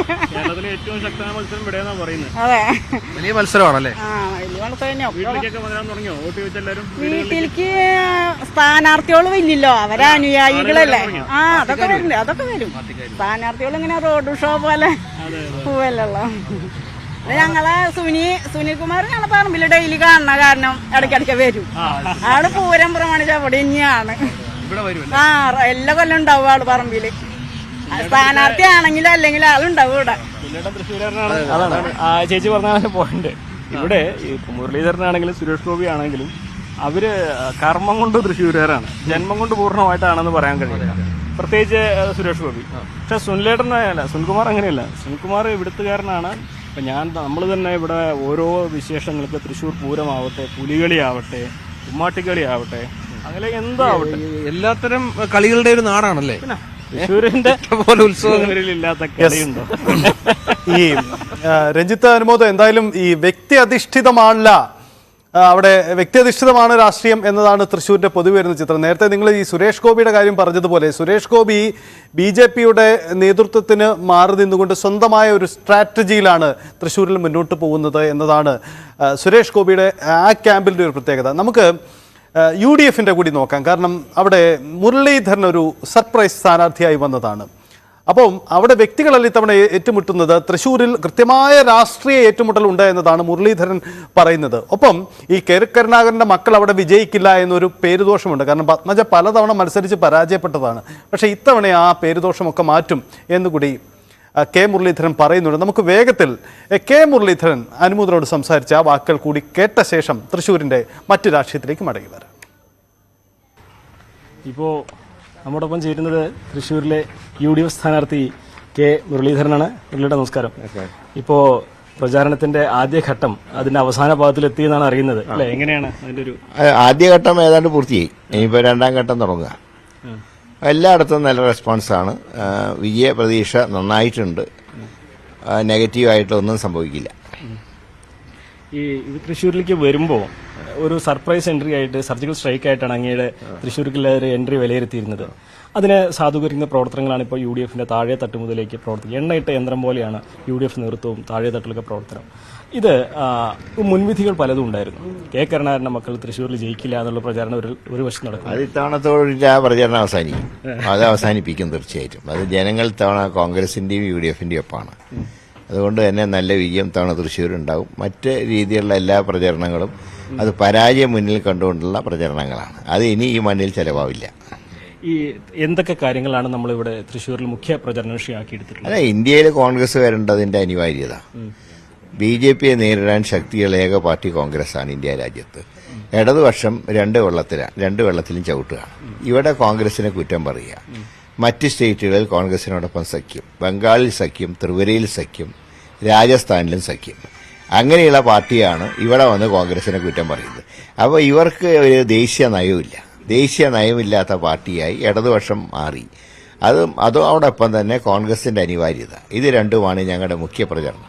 ഈ CAA വിഷയത്തിൽ നമുക്കറിയാം സംസ്ഥാന വ്യാപകമായിട്ട് വലിയ പ്രതിഷേധം, പ്രത്യേകിച്ച് മലബാർ മേഖലയിൽ ഇടതുപക്ഷം മുഖ്യമന്ത്രിയാണ് അവരുടെ പ്രചാരണത്തിന് മുൻകൈ എടുത്ത് നടത്തുന്നത്. എങ്ങനെ കാണുന്നു ഈ കേസുകൾ? അന്ന് സമരം ചെയ്തവർക്കെതിരായിട്ടുള്ള കേസുകൾ ഇപ്പോഴും പൂർണ്ണമായിട്ട് പിൻവലിച്ചില്ല. മുഖ്യമന്ത്രി കേന്ദ്രത്തിനെ സന്തോഷിപ്പിക്കാനും കേരളത്തിൽ ന്യൂനപക്ഷങ്ങളുടെ വോട്ട് വാങ്ങാനും ഉള്ള ഒരു 2 വെള്ളത്തിലും കാലിട്ടുകൊണ്ടുള്ള പ്രവർത്തനമാണ്. അത് കേരളത്തിലെ മുസ്ലിങ്ങൾക്കറിയാം, മൈനോറിറ്റിക്കറിയാം. അവർക്ക് ഈ കാര്യത്തിൽ അവർ ഒരിക്കലും മുഖ്യമന്ത്രിയോടൊപ്പം നിൽക്കില്ല പൂർണ്ണമായിട്ടും. കാരണം ഈ നിയമം നടപ്പാക്കാതിരിക്കേണ്ടത് കോൺഗ്രസ് ഉൾപ്പെടെയുള്ള ഇന്ത്യ സഖ്യമാണ്. അതുകൊണ്ട് തന്നെ ആ കോൺഗ്രസിനെ ദുർബലപ്പെടുത്തുന്ന ഒരു സമീപനവും കേരളത്തിലെ മൈനോറിറ്റി സ്വീകരിക്കില്ല. ഈ മുസ്ലിം സമുദായ സംഘടനകൾ പലതും മുഖ്യമന്ത്രിയുടെ യോഗത്തിൽ പങ്കെടുക്കുന്നുണ്ട്, സജീവമായിട്ട് അഭിപ്രായം പറയുന്നുണ്ട്, CM-ഉം സംസ്ഥാന സർക്കാർ നല്ല കാര്യങ്ങൾ ചെയ്യുന്നു എന്ന് പറയുന്നുണ്ട്. ഇതിനൊക്കെ എങ്ങനെ കാണുന്നു? ഈ പറയുന്ന പലരുടെയും പേരിൽ ഇപ്പോഴും കേസുകളുണ്ട്. അതാണ് ഏറ്റവും രസകരമായിട്ടുള്ള കാര്യം. അതുകൊണ്ട് അങ്ങനെയുള്ള CM-നെ ഉയർത്തി കാണിക്കുന്ന ഒരു പരിപാടി ഈ ലോക്സഭാ തെരഞ്ഞെടുപ്പിൽ കേരളത്തിൽ ചെലവാവില്ല. തൃശ്ശൂരിലേക്ക് വരികയാണെങ്കിൽ സുനിൽകുമാറും സുരേഷ് ഗോപിയും രണ്ടുപേരും, സുരേഷ് ഗോപി വളരെ മുമ്പ് പ്രചരണം തുടങ്ങി, സുനിൽകുമാർ അങ്ങേക്ക് മുമ്പ് പ്രചരണം തുടങ്ങി. എങ്ങനെ കാണുന്നു എതിർ സ്ഥാനാർത്ഥികളെ? അല്ല, ഇപ്പൊ സ്ഥാനാർത്ഥികൾ തമ്മിലുള്ള മത്സരമല്ലല്ലോ, വ്യക്തികൾ തമ്മിലുള്ള മത്സരമല്ലല്ലോ, ആശയങ്ങൾ തമ്മിലുള്ള പോരാട്ടല്ലേ. അതിൽ കോൺഗ്രസിന്റെ ആശയങ്ങളെ ജനങ്ങൾ അംഗീകരിക്കും. അതാണ് എന്റെ പ്രതീക്ഷ.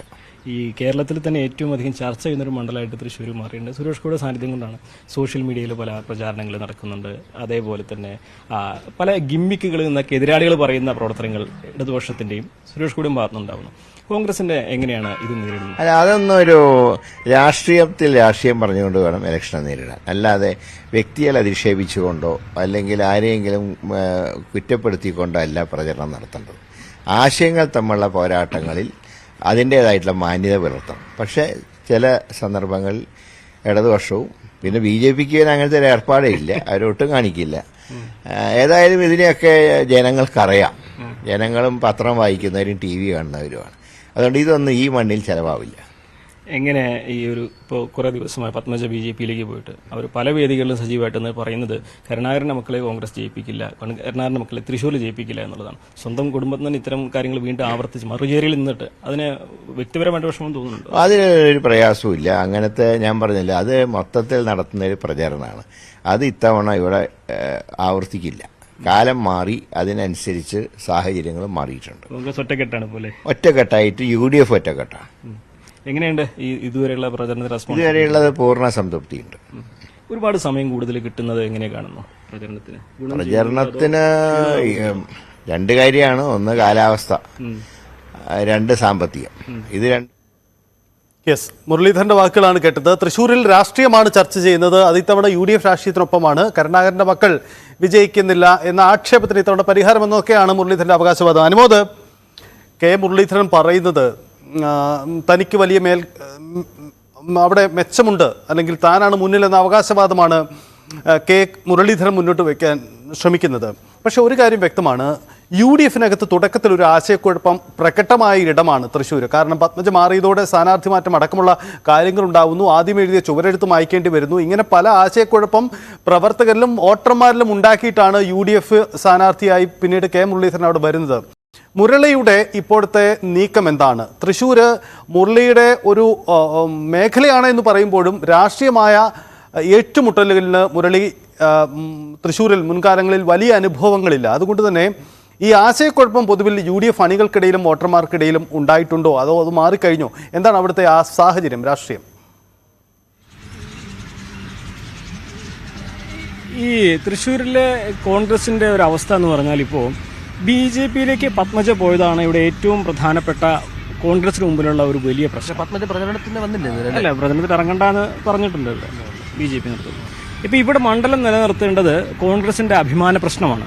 അതുകൊണ്ട് തന്നെ ഈ ഗ്രൂപ്പ് വഴക്കിന് പേര് കേട്ട സ്ഥലമാണ് തൃശ്ശൂർ. ഗ്രൂപ്പ് വഴക്ക് എന്ന് വെച്ചാൽ അങ്ങേ തലയാണ്. അതിന്റെ എല്ലാം ഇര കൂടിയാണോ മുരളീധരൻ പല വട്ടമായിട്ടുള്ളത്. പക്ഷെ ഇത്തവണ ഈ ഗ്രൂപ്പുകൾക്ക് അതീതമായിട്ട് ഒരു പ്രവർത്തനം ഇവിടെ നടക്കുന്നുണ്ട് താഴെത്തട്ടിൽ എന്നുള്ളത് ഈ ഒരു സമയം വരേക്കും നമുക്ക് മനസ്സിലായ ഒരു കാര്യമാണ്. കോൺഗ്രസിന് വേണ്ടി, UDFന് പ്രത്യേകിച്ച് ഇവിടെ മണ്ഡലം നിലനിർത്തേണ്ടത് ഇപ്പോൾ കോൺഗ്രസിന്റെ ആവശ്യമാണ്. അതല്ലെങ്കിൽ കരുണാകരന്റെ മകൾ BJPയിലേക്ക് പോയതിന്റെ ഫലം കൂടിയാണ് ഈ തോൽവി എന്ന് പറയുമ്പോൾ അത് രാജ്യവ്യാപകമായിട്ട് കോൺഗ്രസിന് വലിയ ചിട്ടപ്പേരുണ്ടാക്കുന്ന കാര്യമാവുന്നു. ഈ പത്മജ BJPയിലേക്ക് പോയത് ഒരു അഭിമാന പ്രശ്നമായിട്ട് കോൺഗ്രസ് സാധാരണ ഒരാൾ പോലും അതിനെ അനുകൂലിച്ച് വന്നില്ല. ഒപ്പം തന്നെ പത്മജയ്ക്കെതിരെ ശക്തമായ ഭാഷയിൽ വിമർശനം ഉന്നയിച്ചു. അതിന്റെ എനിക്ക് തോന്നുന്നു സുരേഷ് ഗോപിക്ക് ഈ പത്മജ പോയത് ഗുണമല്ല, കുറെയൊക്കെ ദോഷമാണ്. അന്നേ ദിവസത്തെ ഒരു കാര്യം കൂടി പറയേണ്ടതുണ്ട്. നമ്മളന്ന് സുരേഷ് ഗോപിയുടെ കൂടെ 2-3 സ്ഥലങ്ങൾ ഒരുമിച്ച് പോയിരുന്നു. അദ്ദേഹത്തോട് പത്മജ BJPയിൽ വന്നതിനെ കുറിച്ച് പ്രതികരണം. അപ്പൊ സുരേഷ് ഗോപിയുടെ ഭാഷയിൽ പറഞ്ഞ അത് അവരോട് ചോദിക്കൂ എന്നാണ് അദ്ദേഹം പറഞ്ഞത്. അദ്ദേഹത്തിന് ഇതിലൊന്നും പറയാനില്ല. പിന്നീട് വരും ദിവസങ്ങൾ നമ്മൾ വ്യക്തമാവുകയും ചെയ്തു പത്മജ ഇവിടെ പ്രചരണത്തിന് വരേണ്ട എന്നുള്ള തീരുമാനം. കാരണം വ്യക്തിപരമായിട്ട് BJPക്ക് പത്മജയോട് അദ്ദേഹത്തിനെതിരെ ഉയർത്തിയ ആരോപണങ്ങളൊക്കെ മുന്നിൽ വെച്ച് വലിയ താല്പര്യമില്ല. അപ്പോൾ പത്മജ ഇവിടെ ഇറങ്ങുന്നത് ഗുണത്തേക്കാളേറെ ദോഷം ചെയ്യും. പിന്നെ പ്രത്യേകിച്ച് തൃശ്ശൂരിലെ ആളുകൾ കൃത്യമായ രാഷ്ട്രീയ ബോധമുള്ളവരാണ്. നമ്മളവരെ ഒരിക്കലും അണ്ടർ എസ്റ്റിമേറ്റ് ചെയ്യാൻ പറ്റില്ല. ഒരു കോൺഗ്രസ്സുകാരൻ അത്ര പെട്ടെന്നൊന്നും കാലുമാറി BJP കാരനോ CPM കാരനോ ആവില്ല ഇവിടെ. അതുകൊണ്ട് തന്നെ പത്മജ പോകുന്നതിൻ്റെ രാഷ്ട്രീയം കോൺഗ്രസ് കൂടുതൽ ചർച്ച ചെയ്യാതിരിക്കുന്നതാണ് കോൺഗ്രസിന് നല്ലത്. യെസ്, ഇടയ്ക്ക് നിങ്ങളോട് ഒരു ചോദ്യം. അനുമോദ്, രഞ്ജിത്ത്, നമ്മൾ നേരത്തെ അവിടെ പങ്കെടുക്കുന്ന ക്ലീനിങ്ങിനെത്തിയ ചേച്ചിമാരോട് സംസാരിക്കുമ്പോൾ ഒരാൾ പറഞ്ഞ വഴിക്ക് അവർ പറയുന്നു സുനി ഇടയ്ക്ക് ഇവിടെ ഉള്ളതാണ്, സുനിയെ പരിചയപ്പെടുത്തേണ്ട ആവശ്യമില്ല എന്ന്. അതായത് നിലവിലുള്ള 3 സ്ഥാനാർത്ഥികളിൽ അവിടെ തൃശ്ശൂരിൻ്റെ പൾസ് അല്ലെങ്കിൽ എക്കാലവും തൃശ്ശൂരുകാരനായിരുന്നത് ഇടതു സ്ഥാനാർത്ഥി സുനിൽകുമാർ മാത്രമാണ്. ഒരു പക്ഷേ ഈ തൃശ്ശൂർ രാഷ്ട്രീയം ചർച്ച ചെയ്യപ്പെടുമ്പോൾ സുനിൽകുമാറിന് പ്രചരണ രംഗത്ത് അതൊരു മേൽക്കൈയായി മാറുന്നുണ്ടോ? ഈ ആളുകളുടെ പ്രതികരണം, നമ്മൾ ഒരാളുടെ പ്രതികരണം മാത്രമാണ് കേട്ടത്. അത് പൊതുവിൽ ഒരു തൃശ്ശൂരിൻ്റെ ചിത്രത്തിൽ അത്തരമൊരു ഘടകം, ആ ഒരു ഘടകം സുനിൽകുമാറിന് മേൽക്കൈ ഉണ്ടാക്കുന്നുണ്ടോ? എന്താണ് ഇവിടുത്തെ സാഹചര്യം? അത് സത്യം പറഞ്ഞാൽ അതുണ്ടെന്നാണ് എനിക്ക് തോന്നുന്നത്.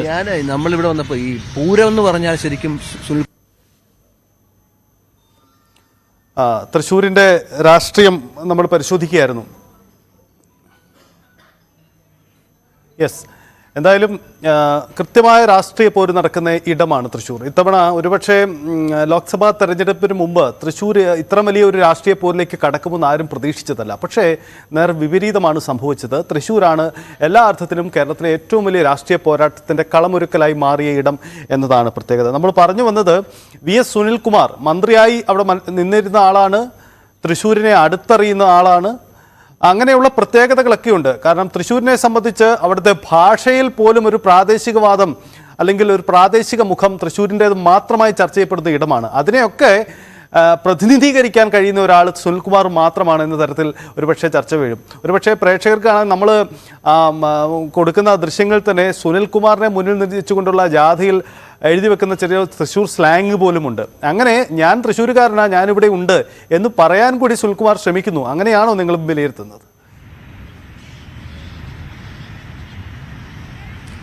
അല്ല, തീർച്ചയായും സുനിൽകുമാറിൻ്റെ ഒരു സാന്നിധ്യം നമുക്കിവിടെ മറ്റുള്ളവരെക്കാൾ വ്യക്തമായിട്ട് അറിയാൻ കഴിയുന്നുണ്ട്. കാരണം സുനിൽകുമാർ കാലങ്ങളായിട്ട് തൃശ്ശൂരിൻ്റെ ഓരോ ചലനങ്ങളിലും ഉൾപ്പെട്ട ആളാണ്. അത് ആഘോഷങ്ങളാവട്ടെ അല്ലെങ്കിൽ മറ്റെന്തെങ്കിലും പ്രശ്നങ്ങളാവട്ടെ, എന്തിലും വേണമെങ്കിലും സുനിൽകുമാർ MLA ആയിട്ടും മന്ത്രിയായിട്ടും അതിലുപരി മുൻപ് യുവ നേതാവായിട്ട് AIF-ൻ്റെയൊക്കെ നേതാവായിട്ട് അദ്ദേഹം ഇവിടെ സജീവമായിട്ട് എല്ലാത്തിലും ഉണ്ടായത്. അപ്പോൾ സുനിൽകുമാറിനെ സംബന്ധിച്ച് തൃശ്ശൂർ എന്ന് വെച്ചാൽ സുനിൽകുമാറിന് അത് ചിരപരിചിതനായൊരു മുഖമാണ്, അദ്ദേഹത്തിൻ്റെ രൂപമാണെങ്കിലും മറ്റു രണ്ടുപേരും അങ്ങനെയല്ല. പിന്നെ വേറൊരു കാര്യം എനിക്ക് തോന്നിയിട്ടില്ലെന്ന് വെച്ചാൽ സാധാരണക്കാർക്ക് നമ്മുടെ സുനി എന്ന് പറയുന്ന പോലെ നമ്മുടെ സുരേഷ് എന്നോ നമ്മുടെ മുരളിയെന്നോ പറയുന്നില്ല. കാരണം അതൊരു ഒരാളോട് കാലങ്ങളായിട്ട് നമ്മൾ അവരോട് പരിചയത്തിൻ്റെ അവരോടുള്ള സ്നേഹത്തിൻ്റെ മുകളിൽ നമുക്ക് തോന്നുന്നൊരു അഫെക്ഷനുണ്ട്. അനുമോദം, ഇതൊരു ലോക്സഭാ തെരഞ്ഞെടുപ്പാണ്. തെരഞ്ഞെടുക്കുന്ന ആൾ ഇവിടുത്തെ പ്രതിനിധീകരിച്ച് ലോക്സഭയിൽ പോയി ഇതിന്റെ എല്ലാ വികസന പ്രവർത്തനങ്ങളും ചെയ്യേണ്ട ആളാണ്. അതിനിപ്പോൾ നമുക്ക് ഈ പ്രാദേശിക ബന്ധം കൊണ്ടോ പ്രാദേശിക രാഷ്ട്രീയക്കാരനാണോ എന്നതുകൊണ്ട് മാത്രം ഒരു കാര്യമില്ല. കാരണം പലരും ഇപ്പൊ പ്രതാപന്റെ കാര്യത്തിൽ വലിയ വിമർശനം വന്നു. പ്രതാപൻ തൃശ്ശൂരുകാരനായിരുന്നല്ലോ.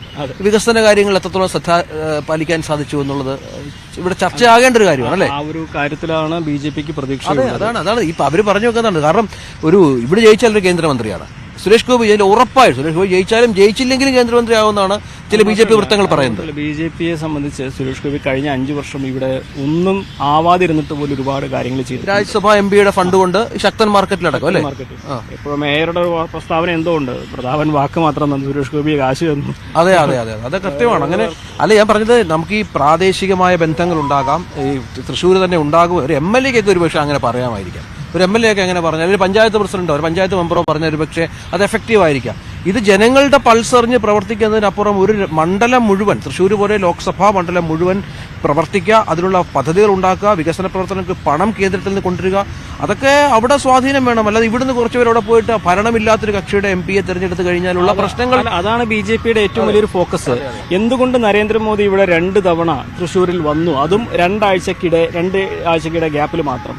അതെല്ലാം തന്നെ വിളിച്ചു വന്ന് സുരേഷ് ഗോപി എന്റെ സ്വന്തം ആളാണ്, നിങ്ങൾ ജയിപ്പിച്ചാൽ മാത്രം മതി എന്നൊരു മൗനമായിട്ടുള്ളൊരു സന്ദേശം നൽകലാണ്. അത് തന്നെയാണ് BJPയുടെ ഒരു അജണ്ടയായിട്ട്. നമുക്കിതിനപ്പുറം ഈ തെരഞ്ഞെടുപ്പിന്റെ ചില കണക്കുകൾ പരിശോധിക്കുമ്പോൾ വേഗത്തിലൊരു കാര്യം, ഈ നിലവിൽ UDF-ന്റെ സിറ്റിംഗ് സീറ്റായ തൃശ്ശൂരിൽ ഒരു ത്രികോണ മത്സരം നടക്കുമ്പോൾ BJP കഴിഞ്ഞ തവണ പിടിച്ചതിനേക്കാൾ കൂടുതൽ വോട്ടുകൾ ആ തൃശ്ശൂരിൽ നിന്ന് സമാഹരിച്ചാൽ BJP പിടിക്കുന്ന വോട്ടുകൾ ഏത് ചേരിയിൽ നിന്ന് വരുന്നു എന്ന ഒരു കണക്കുണ്ടല്ലോ. അതായത് അത് LDFിൻ്റെ ആണോ UDFിൻ്റെ ആണോ കൂടുതൽ വോട്ടുകൾ സമാഹരിക്കുക എന്ന ചോദ്യം. അവിടെ എൻ്റെ സാധ്യത ഇതാണ്, അവിടേക്ക് ഒക്കെ വരുമ്പോൾ ത്രികോണ പോരാട്ടം അക്ഷരാർത്ഥത്തിൽ ഗുണം ചെയ്യുക ഒരുപക്ഷെ ഇടതുപക്ഷത്തേനെ ആവുമോ അതല്ലെങ്കിൽ BJP ആകുമോ എന്ന ചോദ്യമുണ്ട്. കാരണം LDFിൻ്റെയും UDFിൻ്റെയും വോട്ടുകളെ സമാഹരിക്കുന്നതിനും അപ്പുറത്തേക്ക് കടന്നാലേ BJPക്ക് അവിടെ വിജയ സാധ്യതയുള്ളൂ. നിലവിലുള്ള കണക്കുകൾ ഒരുപക്ഷെ ഇനി വരുന്ന തെരഞ്ഞെടുപ്പിൽ മാത്രമേ നമുക്ക് പുതിയ കണക്കുകളെ കാണാനും കഴിയുകയുള്ളൂ. ഇവിടെ ഇടതുപക്ഷം ഈ രണ്ട് LDFും BJPയും രണ്ട് ഇടത്തു നിന്ന് മത്സരിക്കുമ്പോൾ ആ ഗ്യാപ്പിലൂടെ കടന്നു വരാൻ LDFിന് കഴിയുമോ എന്ന ഒരു ചോദ്യമുണ്ടല്ലോ. അതിനെ നിങ്ങൾ എങ്ങനെ കാണുന്നു? അങ്ങനെ ഒരു പ്രസക്തിയുണ്ടോ? നമ്മളതിൽ ഒരു കാര്യം മാത്രം ഉദാഹരണം എടുത്ത് നമുക്കതിലേക്ക് പോകാം. ഇന്ന് തൃശ്ശൂർ നിയമസഭാ മണ്ഡലത്തിലെ മാത്രം മത്സരം എടുക്കണം. തൃശ്ശൂരിൽ കഴിഞ്ഞ തവണ പത്മജയും സുരേഷ് ഗോപിയും കടുത്ത മത്സരം. ഈ രണ്ട് പേര് മാത്രമായിരുന്നു. CPI സ്ഥാനാർത്ഥിയുടെ പേരോ ചർച്ചയോ അദ്ദേഹം ജയിക്കുമെന്ന് പോലും എവിടെയും ചർച്ചയായിരുന്നില്ല. പക്ഷേ അല്ല, കഴിഞ്ഞ തവണത്തെ ബാലേന്ദ്രൻ. അതെ, അതായത് അപ്പോൾ തെരഞ്ഞെടുപ്പിൽ എന്തുണ്ടായി? നിയമസഭയിലൊരു ഉദാഹരണം മാത്രമാണ്. BJP കൂടുതൽ വോട്ടുകൾ കോൺഗ്രസിൽ നിന്ന് പിടിച്ചപ്പോൾ ഇടതുപക്ഷത്തിന്റെ വോട്ടുകൾ എവിടെയും ചോർന്നില്ല. അതായത് ഇടതുപക്ഷത്തിന്റെ വോട്ടുകൾ ചോരാതെ നിൽക്കുകയും കോൺഗ്രസിന്റെ വോട്ടുകൾ സുരേഷ് ഗോപി പിടിക്കുകയും ചെയ്തതോടെ ഇടതുപക്ഷത്തിന് ജയിക്കുന്ന ഒരു സാഹചര്യം ഉണ്ടായി. ഇത് പക്ഷേ നമുക്കത് പാർലമെന്റ് മണ്ഡലം മുഴുവൻ അങ്ങനെ അടിസ്ഥാനമാക്കി പറയാൻ കഴിയുന്നതല്ല. പക്ഷേ ഇവിടെ BJP പിടിക്കുന്ന വോട്ടുകൾ ഭൂരിപക്ഷവും UDFിൽ നിന്നാകും എന്ന ഒരു വിലയിരുത്തലാണ് പൊതുവെ തൃശ്ശൂരിലുള്ളത്. പക്ഷേ മുരളി വന്നപ്പോൾ അതിനൊരു മാറ്റം ഉണ്ടായിട്ടില്ലേ? നമ്മൾ ആദ്യം ഈ പ്രതാപന്റെ സ്ഥാനാർത്ഥിയിലായിരുന്നു ഒരു വിരുദ്ധ വികാരമുണ്ട് എന്ന് പറഞ്ഞിരുന്നു. ഒപ്പം പ്രതാപനെ മാറ്റിയതിൽ പ്രതിഷേധമുള്ള പടിഞ്ഞാറൻ മേഖലയിലുള്ളവരുടെ വോട്ടുകൾ കിട്ടുമെന്നാണ് BJPയുടെ പ്രതീക്ഷ. പ്രത്യേകിച്ച് ധീവരസഭയുടെയൊക്കെ ഒരു പരസ്യ പ്രതിഷേധം ഉണ്ടായ ഒരു സാഹചര്യം കൂടി നമ്മൾ ഓർക്കേണ്ടതുണ്ട്. സുരേഷ് ഗോപിക്ക് വരുന്നതിന് മുൻപ് വലിയ BJPക്ക് അത്ര വലിയ ബേസ് ഉള്ള മണ്ഡലമൊന്നും ആയിരുന്നില്ല. ആയിരുന്നു അല്ലല്ലോ. പക്ഷേ 2,93,000 വോട്ട്, 28% വോട്ടുകൾ വളരെ കൃത്യമായി സുരേഷ് ഗോപി വാങ്ങി. പരാജയം 1.25 ലക്ഷത്തിനായിരുന്നു എങ്കിൽ പോലും. അപ്പോൾ അതിനപ്പുറമുള്ളൊരു വളർച്ചയാണ് അവർ പ്രതീക്ഷിക്കുന്നത്. സ്വാഭാവികമായിട്ട് ഒരു 60,000-70,000 വോട്ടുകൾ മാറിക്കഴിഞ്ഞാൽ വിജയിക്കാൻ പറ്റും അല്ലെ? 60-70 മാറിയതുകൊണ്ട് മാത്രം വിജയിക്കാനാകുമെന്ന് കരുതുകയില്ല. അതായത് ഇവിടുന്ന് സുരേഷ് ഗോപി രണ്ട് പാളയത്തിൽ നിന്നും ഇടതിൽ നിന്നും വലതിൽ നിന്നും സുരേഷ് ഗോപിക്ക് വോട്ട് ലഭിക്കേണ്ടതുണ്ട്. എങ്കിൽ മാത്രമേ ഇവിടെ സുരേഷ് ഗോപിക്ക് അത്ഭുതം സൃഷ്ടിക്കാൻ കഴിയുകയുള്ളൂ. അതല്ലെങ്കിൽ സുരേഷ് ഗോപി ഏത് ചേരിയിൽ നിന്നാണോ കൂടുതൽ വോട്ട് പിടിക്കുക അതിന് മറുവശത്തുള്ളവരാവും വിജയം നേടുക. നിലവിൽ ഇപ്പോൾ UDFിൽ നിന്നാണ് സുരേഷ് ഗോപി കൂടുതൽ വോട്ട് നേടുന്നതെങ്കിൽ ഇടതുപക്ഷത്തിന് വോട്ട് ചോരാതിരിക്കുകയും ഇടതുപക്ഷത്തിന് ജയിക്കാനാവുകയും ചെയ്യും. തിരിച്ചാണെങ്കിൽ UDFിനായിരിക്കും. അതായത് സുരേഷ് ഗോപി പിടിക്കുന്ന വോട്ടുകൾ തന്നെയാണ് ഇതിൽ ഏറ്റവും പ്രധാനപ്പെട്ടത്. സുരേഷ് ഗോപി ജയിക്കുമോ ഇല്ലയോ എന്നതിനേക്കാൾ പ്രധാനമായിട്ട് ഇവിടെ സുനിൽകുമാറാണോ മുരളീധരനാണോ ജയിക്കുക എന്നതുപോലും തീരുമാനിക്കുന്നത് സുരേഷ് ഗോപി പിടിക്കുന്ന വോട്ടുകളായിരിക്കും. നിലവിലെ സാഹചര്യത്തിൽ ഇടതുപക്ഷം പറയുന്ന ഒരു കാര്യം ഞങ്ങളുടെ വോട്ട് ബാങ്കുകൾ ശക്തമാണ്, അത് ചോരാത്തതാണ് എന്നുള്ളതാണ്. ഈ വേറൊരു വ്യത്യാസം, സാധാരണ ഈ CPI മത്സരിക്കുന്ന മണ്ഡലങ്ങളിൽ CPM പ്രചരണത്തിൽ അല്പം പുറകോട്ട് പോകുന്നത് പലപ്പോഴും തിരുവനന്തപുരത്തായാലും ഇപ്പോൾ തൃശ്ശൂരായാലും വയനാട്ടിലായാലും ഒക്കെ കണ്ടിട്ടുണ്ട് കഴിഞ്ഞ ലോക്സഭാ തെരഞ്ഞെടുപ്പുകളിലൊക്കെ. പക്ഷെ അതിൽ നിന്നൊക്കെ ഒരു മാറ്റമുണ്ട് എന്ന് പറയുന്നുണ്ട്. കാരണം CPM എണ്ണയിട്ട യന്ത്രം പോലെ CPM അണികളും മറ്റും ഇറങ്ങിയിട്ടുണ്ട് എന്ന് പറയുന്നു. അതൊരു യാഥാർത്ഥ്യമുണ്ടോ തൃശ്ശൂരിലടക്കം? തീർച്ചയായും. കാര്യം നമുക്കറിയാം, ഇവിടെ തൃശ്ശൂരിൽ ഇടതുപക്ഷം ജയിക്കേണ്ടത് തോറ്റു കഴിഞ്ഞാൽ അത് മുഖ്യമന്ത്രിയോടുള്ളൊരു മറുപടി അല്ലെങ്കിൽ മുഖ്യമന്ത്രിക്കുള്ള മറുപടി ആയിട്ടായിരിക്കും വിമർശിക്കപ്പെടുക, ചിത്രീകരിക്കപ്പെടുക. കരുവന്നൂരും കിടക്കുന്നു. കരുവന്നൂര് അതുകൊണ്ടാണല്ലോ മുഖ്യമന്ത്രി ഇടയ്ക്ക് ഇവിടെ വന്ന് ക്യാമ്പ് ചെയ്യുന്നതാണ് മറ്റ് രാഷ്ട്രീയ പ്രതിയോഗികളൊക്കെ പറയുന്നത്. കഴിഞ്ഞ ദിവസം മുഖ്യമന്ത്രി വന്നത് EDയുടെ ഒരു സന്ദർശനം അല്ലെങ്കിൽ EDയുടെ ഇടപെടൽ ഉണ്ടായേക്കുമോ എന്ന് ഭയന്നാണെന്നാണ് രാഷ്ട്രീയ പ്രതിയോഗികൾ പറയുന്നത്. നമുക്കറിയില്ല. അപ്പോൾ ആ ഒരു സാഹചര്യത്തിൽ ഇടതുപക്ഷത്തിന് ഇവിടെ CPI എന്നോ CPM എന്നോ വേർതിരിവ് ഉണ്ടായിക്കഴിഞ്ഞാൽ അത് തീർച്ചയായിട്ടും ഗുണം ചെയ്യുക BJPക്ക് തന്നെയാകുമെന്ന കാര്യത്തിൽ സംശയങ്ങളൊന്നുമില്ല. ആ ഒരു ഇടപെടൽ അതുകൊണ്ട് തന്നെ ഇടതുപക്ഷം ഒറ്റക്കെട്ടായിട്ട് തന്നെയാണ് ഇവിടെ പ്രചരണത്തിന് ഇറങ്ങുന്നതും. കഴിഞ്ഞ ദിവസം വിജയരാഘവനാണ് ഇവിടുത്തെ കൺവെൻഷൻ ഉദ്ഘാടനം. വിജയരാഘവൻ പാലക്കാട് സ്ഥാനാർത്ഥിയാണ്, PB അംഗമാണ്. എന്നിട്ട് പോലും ആ തിരക്കിൽ നിന്ന് അദ്ദേഹം ഇവിടെ വന്ന് ഈ കൺവെൻഷൻ ഉദ്ഘാടനം ചെയ്ത് അല്ലെങ്കിൽ പങ്കെടുത്ത് മടങ്ങി എന്ന് പറയുമ്പോൾ അത് അത്രയും പ്രധാനപ്പെട്ട ഒരു മണ്ഡലമായിട്ട് തന്നെ തൃശ്ശൂരിനെ ഇടതുപക്ഷം കാണുന്നുണ്ട് എന്നുള്ളതാണ്. കാര്യം BJP ജയിക്കരുത് എന്നുള്ളതാണ് ബേസിക്കലി അജണ്ട എന്ന് ഇടതുപക്ഷ നേതാക്കൾ രഹസ്യമായിട്ടും പരസ്യമായിട്ടും പറയുന്ന ഒരു കാര്യമാണ്. പക്ഷേ ഇവിടെ കോൺഗ്രസിനെ സംബന്ധിച്ച് പത്മജയുടെ ഒരു കൂറുമാറ്റം കൂടി കണക്കിലെടുക്കുമ്പോൾ അവരുടെ അഭിമാന പോരാട്ടം മണ്ഡലം നിലനിർത്തുക എന്നുള്ളതാണ്. എന്താണെങ്കിൽ കഴിഞ്ഞ തവണത്തെ ഭൂരിപക്ഷം ഒന്നും ജയിച്ച ഒരു സ്ഥാനാർത്ഥിക്ക് ഇത്തവണ അവകാശപ്പെടാൻ കഴിയില്ല എന്നാണ് ഈ ഒരു ഘട്ടത്തിൽ നമുക്ക്. ശരി, നിങ്ങൾ തുടരുക. കിരൺ ബാബു, ഉടൻ തന്നെ വി എസ് സുനിൽകുമാറിനൊപ്പം ചെന്നൈ ചേരും. നമ്മൾ ഇതുവരെ പറഞ്ഞ് വി സുനിൽകുമാർ കൂടി എന്ത് പറയാനുള്ളത് കൂടി നമുക്ക് നോക്കേണ്ടതുണ്ട്. എന്തായാലും കിരൺ ബാബു, സുനിൽകുമാറിൻ്റെ അടുത്തേക്ക് എത്താറായോ? എന്താ സുനിൽകുമാറിൻ്റെ പ്രതികരണം എപ്പോഴേക്കും നമുക്ക് കിട്ടും? ഒപ്പം നമ്മൾ വന്നത് പൊതുവിൽ തൃശ്ശൂരിൻ്റെ രാഷ്ട്രീയമാണ്. ഇന്നത്തെ ഓശാന ഞായറിൻ്റെ പ്രത്യേകതയുണ്ട്. ഒപ്പം ഈ ദിവസം സ്ഥാനാർത്ഥികൾ നടത്തുന്ന നീക്കങ്ങളുമുണ്ട്. തൃശ്ശൂരിന് പ്രാദേശികവാദങ്ങൾക്കപ്പുറം കൃത്യമായ ദേശീയ സംസ്ഥാന രാഷ്ട്രീയങ്ങളുടെ പ്രാതിനിധ്യമുള്ള ഒരു ഇടം കൂടിയാണ്. രാഷ്ട്രീയ ബോധമുള്ള ഒരു മനസ്സ് തീർച്ചയായും തൃശ്ശൂരിലുണ്ടാകും. എന്താണ് കിരൺ വിലയിരുത്തുന്നത്? തൃശ്ശൂരിൻ്റെ വികസന രാഷ്ട്രീയ ചർച്ചകൾ അതെങ്ങനെ നടക്കുന്നു?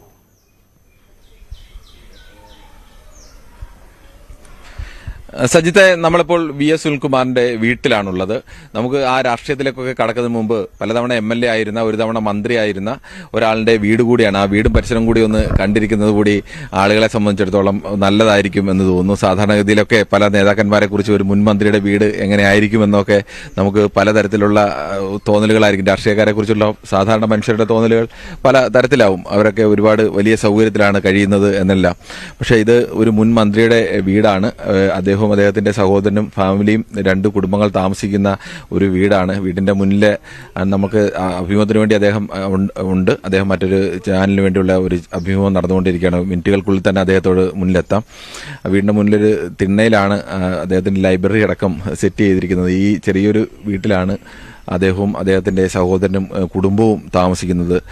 സാധാരണഗതിയിൽ നമ്മൾ പല സ്ഥാനാർത്ഥികളെ ഒക്കെ കാണുമ്പോൾ ഇത്തരം കാഴ്ചകൾ കൂടി രാഷ്ട്രീയത്തിനപ്പുറം കാണേണ്ടതുണ്ട്. രാഷ്ട്രീയത്തിൽ മന്ത്രിയായിരിക്കുന്ന ഒരാൾ എങ്ങനെയായിരിക്കുമെന്നൊക്കെ സാധാരണക്കാർ പ്രതീക്ഷിക്കുന്നതിനപ്പുറത്ത് ജീവിക്കുന്ന, അല്ലെങ്കിൽ അത്തരത്തിൽ ജീവിതത്തെ മുന്നോട്ട് കൊണ്ടുപോകുന്ന മനുഷ്യർ കൂടി ഉണ്ട് എന്നതുകൂടി ബോധ്യപ്പെടുത്താൻ വേണ്ടിയാണ് നമ്മൾ ആ സാഹിത്യ രാഷ്ട്രീയം ചോദിച്ചപ്പോൾ ആ രാഷ്ട്രീയത്തിനൊപ്പം ഇതുകൂടി ഒരു യഥാർത്ഥത്തിൽ ഒരു രാഷ്ട്രീയം ആണ്, ആ രാഷ്ട്രീയം കൂടി തിരിച്ചറിയണം എന്നുള്ളതുകൊണ്ടാണ് ആ വീടിന്റെ ഒരു പശ്ചാത്തലം കൂടി കാണിച്ചത്. ഞാൻ വിവരിക്കേണ്ടതില്ല എങ്ങനെയാണ് ഈ ഒരു വീടിന്റെ ഒരു പശ്ചാത്തലം ഒന്നുമില്ല. കടന്നു വരുന്ന റോഡിലും അവിടെ പണി നടന്നുകൊണ്ടേ ഇരിക്കുകയാണ്. ചെറിയ റോഡിലേക്ക് പുറത്ത് കാറിട്ടിട്ട് അടുത്ത വരെ റോഡുണ്ട്, പക്ഷെ അതിപ്പോൾ പണി നടന്നുകൊണ്ട് ഇരിക്കുക കൂടിയാണ്.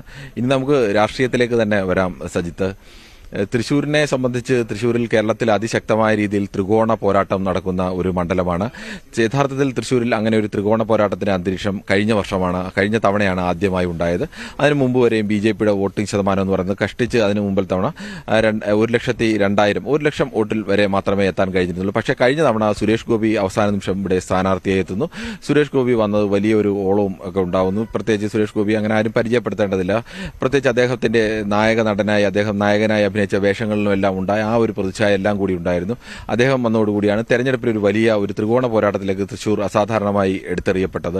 അങ്ങനെ 2,93,000 വോട്ടിലേക്ക് ഏകദേശം 3 ലക്ഷത്തിനടുത്ത് വോട്ട് 2 ലക്ഷത്തിനടുത്ത് വോട്ടിന്റെ വർധനവ് ഒരൊറ്റ സ്ഥാനാർത്ഥി കൊണ്ട് BJPക്കുണ്ടായി. അതുകൊണ്ട് തന്നെയാണ് കേരളത്തിൽ ഇക്കുറി BJP ഒരുപക്ഷെ തിരുവനന്തപുരത്തെക്കാളും കൂടുതൽ ആദ്യം മുതൽ തന്നെ സ്ഥാനാർത്ഥിയെ തീരുമാനിച്ച് പ്രചരണം തുടങ്ങി അതിനുള്ള മുന്നൊരുക്കങ്ങൾ നടത്തി. പ്രധാനമന്ത്രി നരേന്ദ്രമോദി തന്നെ വരുന്നു. അദ്ദേഹത്തിന്റെ റോഡ് ഷോയിൽ ഒപ്പം സുരേഷ് ഗോപിയെ കയറ്റുന്നു. അങ്ങനെ കയറ്റിക്കൊണ്ട് അനൌദ്യോഗികമായിട്ടാണെങ്കിലും ഇന്ത്യയിൽ ആദ്യത്തെ ഒരു BJP സ്ഥാനാർത്ഥിയെ പ്രഖ്യാപിക്കൽ കൂടിയായിരുന്നു തൃശ്ശൂരിൽ. അത്തരത്തിലേക്ക് ഒരു വലിയ പ്രചരണം നടക്കുന്നുണ്ട്. പ്രത്യേകിച്ച് ഇപ്പോൾ ഇന്ന് രാവിലെ അടക്കം നമ്മൾ പോകുമ്പോൾ സുരേഷ് ഗോപി അവിടുത്തെ തൃശ്ശൂർ റൗണ്ടിൽ തന്നെയുള്ള ലത്തീൻ പള്ളിയിൽ രാവിലെ ഇന്ന് ഓശാന ഞായർ പ്രമാണിച്ചുള്ള പ്രത്യേക ഘോഷയാത്രയും പ്രാർത്ഥനയുമായിരുന്നു. ആ ഘോഷയാത്രയിലും പ്രാർത്ഥനയിലും പൂർണ്ണ സമയമായി സുരേഷ് ഗോപി പങ്കെടുത്തുകൊണ്ട് പരമാവധി ക്രൈസ്തവ വിഭാഗത്തിന്റെ കൂടി പിന്തുണയോടുകൂടി മാത്രമേ ഇവിടെ നിന്നൊരു വിജയം സാധ്യമാകൂ എന്നത് ലക്ഷ്യം കണ്ട് അത്തരത്തിലേക്കുള്ള നീക്കങ്ങൾ BJP നേരത്തെ തന്നെ സഭകളുമായി ബന്ധപ്പെട്ട് നടത്തുന്നുണ്ട്. അങ്ങനെ നേരിട്ടും സുരേഷ് ഗോപിയും അത്തരത്തിലേക്കുള്ള ചില നീക്കങ്ങളൊക്കെ നടത്തുന്നുണ്ട്. എന്തായാലും നമുക്ക് തൃശ്ശൂരിലെ സ്ഥാനാർത്ഥി VS ശിവകുമാർ, ക്ഷമിക്കണം ഞാൻ പെട്ടെന്ന് പറഞ്ഞാൽ തെറ്റിപ്പോയതാണ്, VS സുനിൽകുമാർ നമുക്കൊപ്പം ചേർന്നിട്ടുണ്ട്. ശ്രീ സുനിൽകുമാർ, ഇത് യഥാർത്ഥത്തിൽ തൃശ്ശൂർ പൂരങ്ങളുടെ ഒരു നാടാണ്. ആ പൂരങ്ങളുടെ ഒരു നാട്ടിൽ എനിക്ക് തോന്നുന്നു 3 മുന്നണിയെ സംബന്ധിച്ചിടത്തോളം ഈ പൂരങ്ങളിലെ കൊമ്പന്മാരുടെ വിശേഷങ്ങളൊക്കെ ആണല്ലോ തൃശ്ശൂരുകാർക്ക് വലിയ പ്രിയം. അതിനിപ്പോൾ പുതിയ കാലത്ത് അതിനെ കൊമ്പനെ മാത്രമായി പിടിയെ മാത്രമായി വിശേഷിപ്പിക്കാന്നൊക്കെ പറഞ്ഞാലും കൊമ്പൻ എന്നുള്ള പൂരത്തിന്റെ അർത്ഥത്തിലെടുത്താൽ അങ്ങനത്തെ 3 പ്രധാന സ്ഥാനാർത്ഥികളാണ് ഇവിടെ നിൽക്കുന്നത് 3 മുന്നണിയെ സംബന്ധിച്ചിടത്തോളം. യഥാർത്ഥത്തിൽ താങ്കൾ ആരെയാണ് മുഖ്യ എതിരാളിയെ, ഏത് മുന്നണിയാണ് മുഖ്യ എതിരാളിയെ കാണുന്നത്? അല്ല, ഇവിടെ UDF തന്നെയാണ്.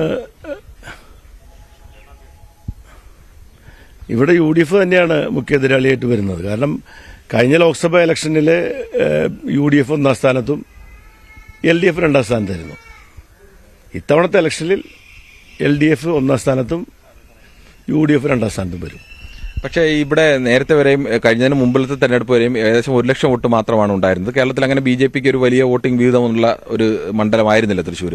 തിരുവനന്തപുരമൊക്കെ ആയിരുന്നു അങ്ങനെ 2ാം സ്ഥാനത്ത് വരുന്നത്. പക്ഷേ തൃശ്ശൂർ കഴിഞ്ഞ തവണയാണ് വലിയ തോതിൽ വോട്ടിംഗ് ശതമാനം ഉയർന്നത്. എനിക്ക് തോന്നുന്നു ബിജെപി ആദ്യം തന്നെ ഏറ്റവും കൂടുതൽ പ്രചരണം നടത്തിയ മണ്ഡലം. നരേന്ദ്രമോദി തന്നെ 2 തവണ വരുന്നു. ആ തരത്തിലേക്കുള്ള പ്രചരണം നടത്തുന്നത്. സുരേഷ് ഗോപി എന്ന വ്യക്തിയുടെ ഒരു രാഷ്ട്രീയം അല്ലെങ്കിൽ അദ്ദേഹത്തിനുള്ള രാഷ്ട്രീയം ഈ ബിജെപി രാഷ്ട്രീയത്തിന് അപ്പുറത്തേക്ക് പോകാൻ സാധ്യതയുണ്ടോ? ഇല്ല, അത് കഴിഞ്ഞ വർഷം ഉണ്ടായല്ലോ. അതിനേക്കാൾ വലിയ ഒരു മാറ്റൊന്നും തവണ ഉണ്ടാവാൻ സാധ്യത കുറവാണ്. ഉണ്ടാവില്ല. തവണ 3ാം സ്ഥാനം തന്നെ ആയിരിക്കും ബിജെപി. ഉറപ്പാണ്. ഉറപ്പായിട്ടും അങ്ങനെ തന്നെ. എന്താവും ഇവിടുത്തെ തെരഞ്ഞെടുപ്പിൽ പ്രധാനമായും ചർച്ചയാകുക? ദേശീയ തലത്തിലുള്ള വിഷയങ്ങളിനകത്ത് അതെന്താവും? അതായത് നമ്മുടെ പാർലമെന്റ് ഇലക്ഷനിൽ പ്രധാനമായിട്ട് ദേശീയ രാഷ്ട്രീയം തന്നെ ചർച്ച ചെയ്യണം. 3ാം സ്ഥാനത്ത് ബിജെപി ആവുമെന്ന് പറയുന്നതിന് ബിജെപിക്ക് എന്തടിസ്ഥാനത്തിലാണ് ഇവിടെ ജനങ്ങൾ വോട്ട് ചോദിക്കാൻ കഴിയുക? എന്താണ് ബിജെപി ഇവിടെ ജനങ്ങൾക്ക് വേണ്ടി ചെയ്തിട്ടുള്ളത്? ബിജെപി സർക്കാർ 10 കൊല്ലമായി നമ്മുടെ രാജ്യത്ത് അധികാരത്തിലിരിക്കുന്ന ബിജെപി ഗവൺമെന്റ് 10 കൊല്ലം കൊണ്ട് ഇന്ത്യയിൽ എന്താണ് മാറ്റം വരുത്തിയത്? ഇപ്പോൾ ഡീസൽ വില 50 രൂപയ്ക്കൊന്ന് ബിജെപി പറഞ്ഞു. ഇപ്പോൾ അവരതിനെപ്പറ്റി പിണ്ടുന്നുണ്ടോ? വോട്ട് ചോദിക്കാൻ വരുമ്പോൾ അവർ പറയുന്നത് ക്ഷേത്രങ്ങളെപ്പറ്റിയും വിശ്വാസങ്ങളെ പറ്റിയാണ്. അത് നിൽക്കട്ടെ. നമ്മുടെ വിശ്വാസങ്ങളും മറ്റും സംരക്ഷിക്കാൻ എല്ലാവരും അതിനുവേണ്ടി നിലകൊള്ളുന്നവരാണല്ലോ. ഡീസലിന്റെ വില എത്രയാണിപ്പോൾ? അത് ചർച്ച ചെയ്യണ്ടേ? പെട്രോളിന്റെ വില ഇപ്പം എത്രയാണ്? ബിജെപി അധികാരത്തിൽ വരുമ്പോൾ എത്രയായിരുന്നു വില? ഇപ്പം എത്രയാണ് വില? ബിജെപി അധികാരത്തിൽ വരുമ്പോൾ ജനങ്ങളോട് നൽകിയിട്ടുള്ള ഒരു ഗ്യാരണ്ടി ഉണ്ടല്ലോ. ഇപ്പോൾ ഗ്യാരണ്ടിയുടെ കാലമാണല്ലോ. ഇപ്പോൾ നരേന്ദ്രമോദി ഗ്യാരണ്ടി കൊടുക്കുന്ന കാലമല്ലേ? അപ്പോൾ 2014 പറഞ്ഞ ഗ്യാരണ്ടി എന്തായിരുന്നു? കുക്കിംഗ് ഗ്യാസിന്റെ വില ഞങ്ങൾ കുറയ്ക്കും, നിങ്ങളുടെ സബ്സിഡി എന്ത് ചെയ്യും, അക്കൗണ്ടിലേക്ക് വരും. ഞാൻ ഈ പറയുന്നത് കേൾക്കുന്ന എല്ലാ വീട്ടമ്മമാരും ശ്രദ്ധിക്കാൻ വേണ്ടി പറയാണ്. നരേന്ദ്രമോദി അന്ന് പറഞ്ഞ ഗ്യാരണ്ടി നിങ്ങളുടെ വീട്ടിൽ നടപ്പാക്കിയിട്ടുണ്ടോ? അന്ന് 472 രൂപയായിരുന്നു ഒരു കുറ്റി ഗ്യാസിന്റെ വില. ഇപ്പം എത്രയാണ് വില? ആ വില ഇപ്പോൾ ഇലക്ഷന് തൊട്ട് മുമ്പ് 100 രൂപ കുറച്ചു എന്ന് പറയുന്നത് അത് എന്തിനു വേണ്ടിയാണ്? വോട്ട് കിട്ടാൻ വേണ്ടിയല്ലേ? അപ്പോൾ വോട്ട് കിട്ടാൻ വേണ്ടി എന്തെങ്കിലും പറഞ്ഞതുകൊണ്ട് മാത്രം കാര്യമില്ല. ഇപ്പോൾ രണ്ടാമത്തെ കാര്യം, ബിജെപി പറഞ്ഞൊരു കാര്യം എന്താണ്? അവർ യാതൊരു അഴിമതിയില്ലാത്ത പാർട്ടിയാണെന്നാണ് അല്ലേ? ഇപ്പം എന്താണ് സ്ഥിതി? ഇലക്ട്രൽ ബോണ്ട് സംഭവമായിട്ട് ബന്ധപ്പെട്ട് ബിജെപിക്ക് എന്തിനു വേണ്ടിയിട്ടാണ് 10,000 കോടി രൂപ ഈ വൻകിട കോർപ്പറേറ്റുകൾ ബോണ്ട് വഴി കൊടുത്തിരിക്കുന്നത്? ഇപ്പം DLF എന്ന് പറയുന്ന കമ്പനി, ആ കമ്പനിക്കെതിരായി അത് സോണിയാഗാന്ധിയുടെ മരുമകന്റെ കമ്പനിയാണ്. അതിന് കോൺഗ്രസും മറുപടി പറയേണ്ട കാര്യമാണ്. അപ്പോൾ ഈ ചുട്ടുതല്ലുന്ന നേരത്ത് രണ്ടാളും ഒന്നിക്കുന്നു പറയുന്ന പോലെയുള്ള പരിപാടിയാണിത്. അപ്പോൾ DLFനെതിരെ കേസ് വന്നു, ഗുരുതരമായ അഴിമതി ആരോപണം വന്നു. 170 കോടി രൂപ DLF ബോണ്ട് കൊടുത്തപ്പോൾ അഴിമതി പോയി, അവർക്കെതിരെ കേസില്ല. മഹാരാഷ്ട്രയിലെ BJP നേതാവ് അജിത് പവാറിനെതിരെ 1000 കോടിയുടെ ആരോപണം വന്നു. അത് BJP പോയി ചേർന്നപ്പോൾ ആരോപണം പോയി. ഇപ്പോ അരവിന്ദ് കെജ്രിവാൾ ജയിലിലടക്കപ്പെട്ടിരിക്കുകയാണ്. എന്താ കാര്യം? എന്തെങ്കിലും തെളിവുണ്ടായിട്ടാണോ? പഞ്ചാബ് മുഖ്യമന്ത്രിക്കെതിരെ കേസെടുക്കാൻ പോകുന്നു. അപ്പോൾ ഒരു ഭാഗത്ത് അവർ അഴിമതി നടത്തുക, അവരെതിർക്കുന്നവരെ അവർ ജയിലിലടക്കുകയും ചെയ്യുക. ഇതെന്ത് ജനാധിപത്യമാണ്? ഇവിടെ എവിടെയാണ് നമ്മുടെ രാജ്യം പ്രതീക്ഷിച്ച എന്തെങ്കിലും BJPക്ക് ചെയ്യാൻ കഴിഞ്ഞിട്ടുണ്ടോ? അപ്പോൾ ആ BJP തൃശ്ശൂർ വന്നിട്ട് തൃശ്ശൂർ നരേന്ദ്രമോദി ഇവിടെ വന്നു എന്ന് പറയുന്നു. ഞാൻ ഈ തൃശ്ശൂർക്കാരനല്ലേ. ഞാൻ തൃശ്ശൂർ ജില്ലയിൽ 2018 ഞാൻ മന്ത്രിയായിരുന്നു. ആ സമയത്ത് ആണ് ഏറ്റവും വലിയ പ്രളയം നമ്മുടെ രാജ്യത്തുണ്ടായി. 100 കൊല്ലത്തിനിടയിൽ നടന്ന ഏറ്റവും വലിയ പ്രളയമാണ്. പണ്ട് ഞങ്ങൾ പറയും 99 പ്രളയം എന്ന് പറയും, പണ്ടത്തെ മലയാള മാസം 99. ആ പ്രളയത്തിന് ശേഷം ഉണ്ടായിട്ട് ഏറ്റവും വലിയ പ്രളയമാണ്. അന്നല്ലേ നരേന്ദ്രമോദി വരണ്ടിരുന്ന അവിടെ? എന്തായിന്ന് ചോദിക്കാൻ വരണ്ട അവിടെ. അന്ന് വരാത്ത നരേന്ദ്രമോദി 2018 നരേന്ദ്രമോദി വന്നിട്ടുണ്ടായിരുന്നെങ്കിൽ ഞങ്ങൾക്ക് നരേന്ദ്രമോദി വന്നിട്ടുണ്ടായിരുന്നു ഇവിടെ. തൃശ്ശൂർ വന്നു, ഇപ്പോൾ കല്യാണത്തിന് വന്നല്ലോ. കല്യാണമാണോ ഒരു മനുഷ്യന്റെ ദുരന്തമാണോ ഏറ്റവും വലുതെന്ന് നമ്മൾ ചോദിക്കണ്ടേ? അപ്പോൾ കല്യാണത്തിന് നമ്മുടെ വീട്ടിലൊരു ദുരന്തം സംഭവിക്കുമ്പോൾ വരുന്നതും നമ്മുടെ വീട്ടിൽ അല്ലെങ്കിൽ അവരുടെ വീട്ടിലേക്ക് കല്യാണത്തിന് പോകുന്ന വലിയ വ്യത്യാസമുണ്ട്. മനസ്സിലായില്ലേ? ആഘോഷം അല്ല ഇത്. കേരളീയർ അനുഭവിച്ച ദുരന്ത കാലഘട്ടങ്ങളിൽ, അതായത് അന്ന് എനിക്ക് തോന്നുന്നു ഒരു 15 ലക്ഷം കുടുംബങ്ങൾ അന്ന് ദുരിതാശ്വാസ ക്യാമ്പിലുണ്ടായിരുന്നു. ഒരു ദുരിതാശ്വാസ ക്യാമ്പിലെങ്കിലും അന്ന് നരേന്ദ്രമോദി സന്ദർശിച്ചിട്ടുണ്ടോ? ഇല്ല, സന്ദർശിച്ചിട്ടില്ല. അതിനുശേഷം 2019 പ്രളയം ആവർത്തിച്ചു. ഇവിടേക്ക് വന്നിട്ടില്ല. മാത്രമല്ല ഞാനന്ന് കൃഷിമന്ത്രിയായിരുന്നു. ഞങ്ങൾ ചോദിച്ചു ഞങ്ങൾക്ക് എന്തെങ്കിലും കൂടുതലായി തരാൻ പറ്റും, സ്പെഷ്യൽ പാക്കേജ്. ഒരു പൈസ നമുക്ക് തന്നില്ല. നമ്മുടെ നാട്ടിലന്ന് പ്രളയ ദുരിതാശ്വാസവുമായി ബന്ധപ്പെട്ട് ഹെലികോപ്റ്ററുകൾ ഉപയോഗിച്ചിരുന്നു. അപ്പോൾ അന്ന് 2 ഹെലികോപ്റ്റർ തൃശ്ശൂർ ജില്ലയിൽ മാത്രം ഉപയോഗിച്ചു. ഞാനന്ന് തിരുവനന്തപുരത്ത് ഹെലികോപ്റ്ററിലാണ് ഇവിടേക്ക് വന്നത്. കാരണം ഇങ്ങോട്ടേക്ക് ട്രെയിനൊക്കെ ബ്ലോക്ക് ചെയ്തിരിക്കുകയായിരുന്നു. അന്ന് ക്യാബിനറ്റ് കഴിഞ്ഞ് നേരെ ഹെലികോപ്റ്ററിലേക്ക് വന്നു. അപ്പോൾ എൻ്റെ ധാരണ കേന്ദ്രത്തിൻ്റെ ഹെലികോപ്റ്ററല്ലേ, ഇതൊക്കെ സൗജന്യമാണെന്നാണ്. പക്ഷെ നമ്മുടെ ഇന്ന് വാടക മേടിച്ചവരാണ് BJP ഗവൺമെൻറ്. അപ്പോൾ അതൊക്കെ ചെയ്ത ആളുകൾ ഇപ്പോൾ 2 തവണ ഇവിടെ വന്നു, റോഡ് ഷോ നടത്തി, ഈ പൂക്കൾ വിതറി BJPക്കാർ ആളുകളെ കൂട്ടി ഇവിടെ നടത്തുമ്പോൾ അദ്ദേഹം വരുന്നതുകൊണ്ട് എനിക്ക് വിരോധമൊന്നുമില്ല, നല്ല കാര്യമാണ്. പക്ഷെ അത് ഇലക്ഷന്റെ ഭാഗമാണെന്ന് മനസ്സിലാക്കാനുള്ള ബുദ്ധി നമ്മുടെ നാട്ടിലെ സാധാരണക്കാർ. നമ്മുടെ നാട്ടിലെ സാധാരണക്കാരെ സംബന്ധിച്ചിടത്തോളം എന്ത് ഗ്യാരണ്ടിയാണ് താങ്കൾക്ക് നൽകാൻ കഴിയുക? ഞാൻ അവരുടെ കൂടെ ഉണ്ടാവും എന്നുള്ള ഗ്യാരണ്ടിയാണ്. ഞാനെപ്പോഴും ഞാനിപ്പോൾ രാഷ്ട്രീയ പ്രവർത്തനം നടത്തി തുടങ്ങിയിട്ട് എനിക്ക് തോന്നുന്നു 10ാം ക്ലാസ്സിൽ പഠിക്കുമ്പോൾ 9ാം ക്ലാസ് 8ാം ക്ലാസ് പഠിക്കുന്ന കാലം മുതൽ, ഞാൻ ബാലവേദി കാലം മുതൽ പൊതുപ്രവർത്തനം നടത്തുന്ന ആളാണ്. അത് വിദ്യാർത്ഥി ആയിരിക്കുന്ന കാലത്ത് വിദ്യാർത്ഥി രാഷ്ട്രീയം, അതിനുശേഷം യുവജന രാഷ്ട്രീയം. എൻ്റെ അച്ഛൻ്റെ അച്ഛൻ ഒരു സ്വാതന്ത്ര്യ സമര സേനാനിയായിരുന്നു. എൻ്റെ അമ്മയുടെ അച്ഛനും ജയിലിൽ കിടന്നിട്ടുള്ള സ്വാതന്ത്ര്യ സമര സേനാനിയായിരുന്നു. ഞങ്ങൾ ഈ അന്തിക്കാട്ട് പ്രദേശത്തുള്ള മിക്കവാറും ആളുകളൊക്കെ തന്നെ വലിയ തൊഴിലാളി സമരങ്ങളിൽ പങ്കെടുത്തിട്ടുള്ള ഒരു വലിയ പാരമ്പര്യമുള്ള അതാണ് ഞങ്ങളുടെയൊക്കെ ഒരു.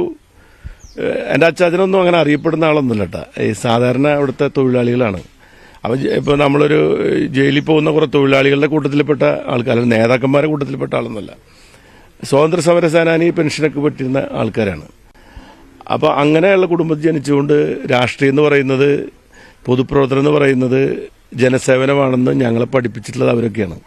അപ്പം അങ്ങനെ ബാലവേദി കാലം മുതൽ രാഷ്ട്രീയത്തിലും യുവജന വിദ്യാർത്ഥി സംഘടനാ പ്രവർത്തനത്തിൻ്റെ ഭാഗമായി സംസ്ഥാന സെക്രട്ടറി, അഖിലേന്ത്യാ സെക്രട്ടറിയായിട്ട് വർക്ക് ചെയ്യും. പിന്നെ ശാസ്ത്ര സാഹിത്യ പരിഷത്തും അങ്ങനെയുള്ള പല സംഘടനകളുമായിട്ടും പരിസ്ഥിതി സംഘടനകളൊക്കെ ആയിട്ട് ബന്ധപ്പെട്ടിട്ടുള്ള ഒരു പാരമ്പര്യത്തിന്റെ കൂടി ഭാഗമാണോ? ഞാൻ ഈ വീട്ടിലേക്ക് ആദ്യമായിട്ടാണ് വരുന്നത്. കണ്ടിട്ടുള്ളതെല്ലാം തിരുവനന്തപുരത്ത് വെച്ചൊക്കെയാണ്. അപ്പം ഇങ്ങനെ ഒരു മുൻമന്ത്രിയുടെ വീട് എന്ന് പറഞ്ഞാൽ ഞങ്ങൾ അവിടെയാണ് തുടങ്ങിയത്. മുൻമന്ത്രിയുടെ വീട്, ഇതിനേക്കാൾ ഒരു നല്ല വീട് യഥാർത്ഥത്തിൽ വെക്കേണ്ടതല്ലേ? നല്ല വീടല്ലേ?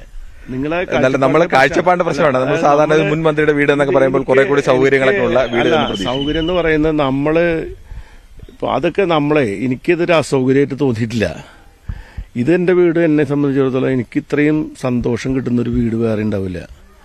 അത് നിങ്ങൾ ചെറിയ വീട്ടിൽ താമസിക്കുന്നവരോട് ചോദിച്ചു നോക്കിയാൽ മതി. നമ്മളേതൊരു ഇപ്പം ഞാൻ തിരുവനന്തപുരത്ത് വലിയ മന്ദിരത്തിൽ താമസിച്ചുള്ള ആളാണ്. നമുക്ക് നമ്മുടെ വീടിനോട് ഉള്ള സ്നേഹം എന്ന് പറയുന്നത് അതിൽ നമ്മൾ ജനിച്ചു വളർന്ന വീടാണല്ലോ. അപ്പോൾ എനിക്ക് എൻ്റെ ആഗ്രഹത്തിനനുസരിച്ചുള്ള വീടല്ല എനിക്ക് വേണ്ടു. അപ്പോൾ അതനുസരിച്ച് വീട് എനിക്ക് ഇവിടെ ഉണ്ട്. അപ്പോൾ അതുകൊണ്ട് അസൗകര്യങ്ങളുണ്ട്. കാരണം ഞങ്ങൾ കൂട്ടുകുടുംബമാകുമ്പോൾ എനിക്കിപ്പോൾ എൻ്റെ അനിയൻ്റെ മക്കളുണ്ട് 2 പേര്. ഒരു പെൺകുട്ടിയാണ്, അവൾ LLB പഠിക്കുന്നുണ്ട്.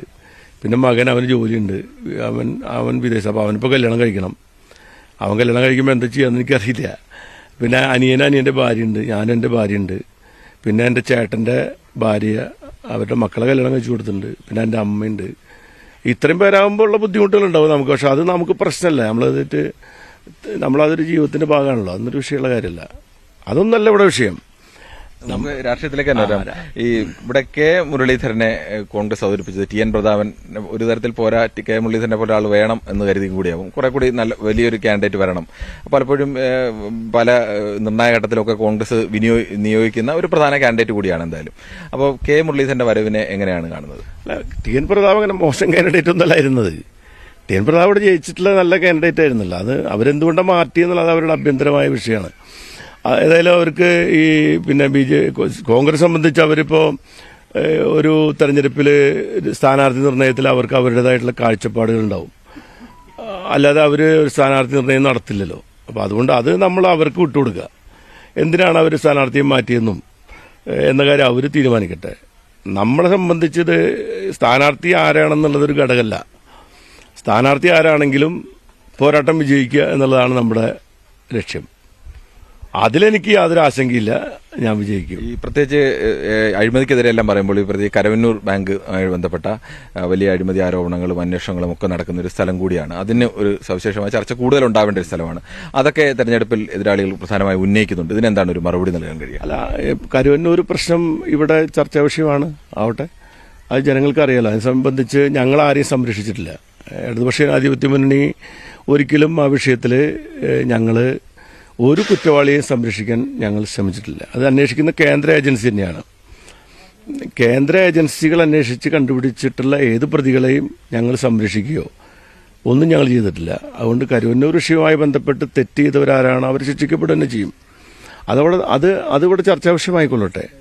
അതേപോലെ തന്നെ ദേശീയ രാഷ്ട്രീയത്തിൽ ഇതിപ്പോൾ ഒരു സഹകരണ ബാങ്കിലെ തെരഞ്ഞെടുപ്പ് മാത്രമല്ലല്ലോ, ഇതൊരു ദേശീയ രാഷ്ട്രീയത്തിലെ തെരഞ്ഞെടുപ്പും കൂടിയാണ്. അപ്പോൾ കരുവന്നൂരിലുണ്ടായിട്ടുള്ള അവിടുത്തെ ആളുകൾക്ക്, ഡെപ്പോസിറ്റർമാരായിട്ടുള്ള ആളുകൾക്ക് ഉണ്ടായിട്ടുള്ള നഷ്ടപരിഹാരത്തിന് വേണ്ടി വലിയ ശ്രമം ഗവൺമെന്റ് നടത്തി. അത് നല്ല മുന്നേറ്റം ഉണ്ടായിട്ടുണ്ട്. ഇപ്പോൾ അവിടെ ഇപ്പോൾ ആ ബാങ്ക് തിരിച്ചു റിവൈവൽ ലെവലിലേക്ക് എത്തി. ബാങ്കിലേക്ക് ഡെപ്പോസിറ്റ് തിരിച്ചു വരാൻ തുടങ്ങിയിട്ടുണ്ട്. അവിടെ ബിസിനസ് നടത്തി തുടങ്ങിയിട്ടുണ്ട്. ആളുകൾ സ്വർണ്ണം പണയം വയ്ക്കാൻ തുടങ്ങിയിട്ടുണ്ട്. കടമെടുപ്പ് തുടങ്ങിയിട്ടുണ്ട്. അപ്പോൾ അതൊരു ഫ്ലോയിലേക്ക് വരുത്തിയത് തന്നെ ഇടതുപക്ഷത്തിന്റെ ശക്തമായ ഇടപെടലുകൊണ്ടാണ്. അവിടെ പ്രധാനമായും BJP എനിക്ക് ഒന്ന് കാണുന്നത് നേരത്തെ മുതൽ തന്നെ സഭകളുമായി BJP നേതൃത്വം ഒരു ബന്ധം സ്ഥാപിക്കാൻ ശ്രമിക്കുന്ന, അവരുമായി നിരന്തരം ചർച്ച നടത്തുന്നു. ഇപ്പോഴും അത് ആ തരത്തിലൊരു ക്രിസ്ത്യൻ ന്യൂനപക്ഷ വോട്ട് കേന്ദ്രീകരിച്ചുള്ള വലിയ വർക്ക് BJPയുടെ ഭാഗത്ത് നിന്നുണ്ടാകുന്നുണ്ട്. ഇത് എത്രത്തോളം വിജയിക്കും, അല്ലെങ്കിൽ എത്രത്തോളം സാധ്യതയുണ്ട് അവർക്ക് ആ മേഖലയിൽ? അല്ല, അതൊക്കെ നമ്മള് സഭകളുമായിട്ടും സമുദായങ്ങളുമായിട്ടുള്ള ബന്ധം എന്ന് പറയുന്നത് അത് നമ്മൾ ഏച്ചുകെട്ടി ഉണ്ടാക്കുന്ന ബന്ധങ്ങളല്ല. അത് അവരുടെ അനുഭവങ്ങളിലൂടെ, അവരിൽ വിശ്വാസം ഉണ്ടാക്കുന്ന രീതിയിലൂടെ നടക്കുന്ന കാര്യങ്ങളാണ്. നമ്മൾ ഏത് കാര്യം ചെയ്യുമ്പോഴും സിൻസിയറിറ്റി എന്ന് പറയുന്നൊരു സംഗതി ഉണ്ട്. ഇപ്പോൾ നമുക്ക് സഭയുമായിട്ടുള്ള ബന്ധം എന്ന് പറഞ്ഞാൽ അവർക്ക് ഞങ്ങളോട് ചിലപ്പോൾ വിമർശനം ഉണ്ടാവാം. അതല്ല അതിൻ്റെ കാര്യങ്ങൾ. ചിലപ്പോൾ എല്ലാവരോടും വിമർശനങ്ങൾ അവർക്കുണ്ടാവും, അവർക്ക് ആഭിമുഖ്യങ്ങളുണ്ടാവും, ഏറ്റക്കുറച്ചിലോട് അങ്ങോട്ടും ഇങ്ങോട്ടൊക്കെ ഉണ്ടാവും. പക്ഷേ എന്തൊക്കെ ഉണ്ടെങ്കിലും ഒരു സമൂഹത്തോട് നമ്മുടെ സമീപനം എന്താണെന്നുള്ളത് ഒരു പ്രധാനപ്പെട്ട കാര്യമാണ്. ഇപ്പോൾ സഭകളോട് ഇവിടെ വലിയ ബന്ധം സ്ഥാപിക്കുകയും മണിപ്പൂരിൽ പള്ളികൾ കത്തിക്കുകയും ചെയ്യുമ്പോൾ അതെങ്ങനെയാണ് ഒരു ബന്ധമായിട്ട് മാറുക? നമ്മളത് ശ്രദ്ധിക്കേണ്ട കാര്യമല്ലേ? ഇവിടെ ഇപ്പോൾ 24 മണിക്കൂർ കൊണ്ട് 129 പള്ളികൾ ചുട്ടുചാമ്പലാക്കപ്പെട്ടു. ഭരിക്കുന്ന BJP ഗവൺമെൻറ്റാണ്. ഇവിടേക്ക് വന്ന നരേന്ദ്രമോദി എന്താ അങ്ങോട്ട് പോഞ്ഞത്? പോണ്ടേ? അങ്ങോട്ട് പോയിട്ടാണ് അദ്ദേഹം ഇങ്ങോട്ട് വന്നതെങ്കിൽ ഇവിടുത്തെ അത് മണിപ്പൂരിലെ പ്രശ്നം ഏതെങ്കിലും ഒരു മതവിശ്വാസിയുടെ പ്രശ്നമല്ല, നമ്മുടെ നാട്ടിലെ ഇന്ത്യക്കാരുടെ പ്രശ്നമാണ്. അപ്പോൾ ഈ ബന്ധങ്ങൾ ഉണ്ടാക്കിയെടുക്കുക എന്നൊക്കെ പറയുന്നതിൽ കാലഘട്ടത്തിന്റെ ചില ചോദ്യങ്ങൾക്കും കൂടി മറുപടി പറയേണ്ട തരത്തിലുള്ള ബന്ധങ്ങൾ. അതോടൊപ്പം തന്നെ സ്വാഭാവികമാണ് സംസ്ഥാന സർക്കാരിന്റെ ഒരു വിലയിരുത്തൽ കൂടി ആവില്ലേ ഈ തെരഞ്ഞെടുപ്പ്? അല്ല, ഇത് കേന്ദ്ര പാർലമെന്റിലേക്ക് നടക്കുന്ന തെരഞ്ഞെടുപ്പിനെ നിങ്ങൾ സംസ്ഥാന നിയമസഭയുമായി ബന്ധപ്പെട്ട വിലയിരുത്തലായിട്ട് കാണാനാണോ ഇഷ്ടപ്പെടുന്നത്? സ്വാഭാവികമായി തെരഞ്ഞെടുപ്പ് വരുമ്പോഴും എല്ലാ തെരഞ്ഞെടുപ്പ് താഴെത്തട്ടിലുള്ള ഭരണത്തിന്റെ എല്ലാം വിലയിരുത്തലും ഒരു പഞ്ചായത്തിലെ കാര്യവും ചിലപ്പോൾ ആൾക്കാർ ചർച്ച ചെയ്യുന്നത്. ഞാനിപ്പോൾ അന്തിക്കാട് പഞ്ചായത്ത് നിൽക്കുമ്പോൾ ഞാൻ ഊട്ടി ചോദിക്കാൻ ചെല്ലുമ്പോൾ ചിലപ്പോൾ അവിടുത്തെ റോഡിന്റെ പ്രശ്നങ്ങളോട് പറയും ആൾക്കാർ. ഇപ്പോൾ നിങ്ങൾ പാർലമെന്റിൽ നടക്കുന്ന നരേന്ദ്രമോദിയുടെ കാര്യം പറഞ്ഞിട്ടൊന്നും അവിടെ ചിലപ്പോൾ കാര്യം ഉണ്ടാവില്ല. അവിടെ ചെല്ലുമ്പോൾ ആൾക്കാർ റോഡിന്റെ പൈസ പ്രശ്നം, സഖാവേ ഇവിടെ ഈ റോഡ് പൊളിഞ്ഞെടുക്കാന്ന് പറയും. ഇപ്പോൾ റേഷൻ കടയിൽ സഖാവേ ഇവിടെ ഞങ്ങൾക്ക് പെൻഷൻ കിട്ടാത്ത പ്രശ്നം പറയും. ഇത് പലതും ആളുകൾ പറയും.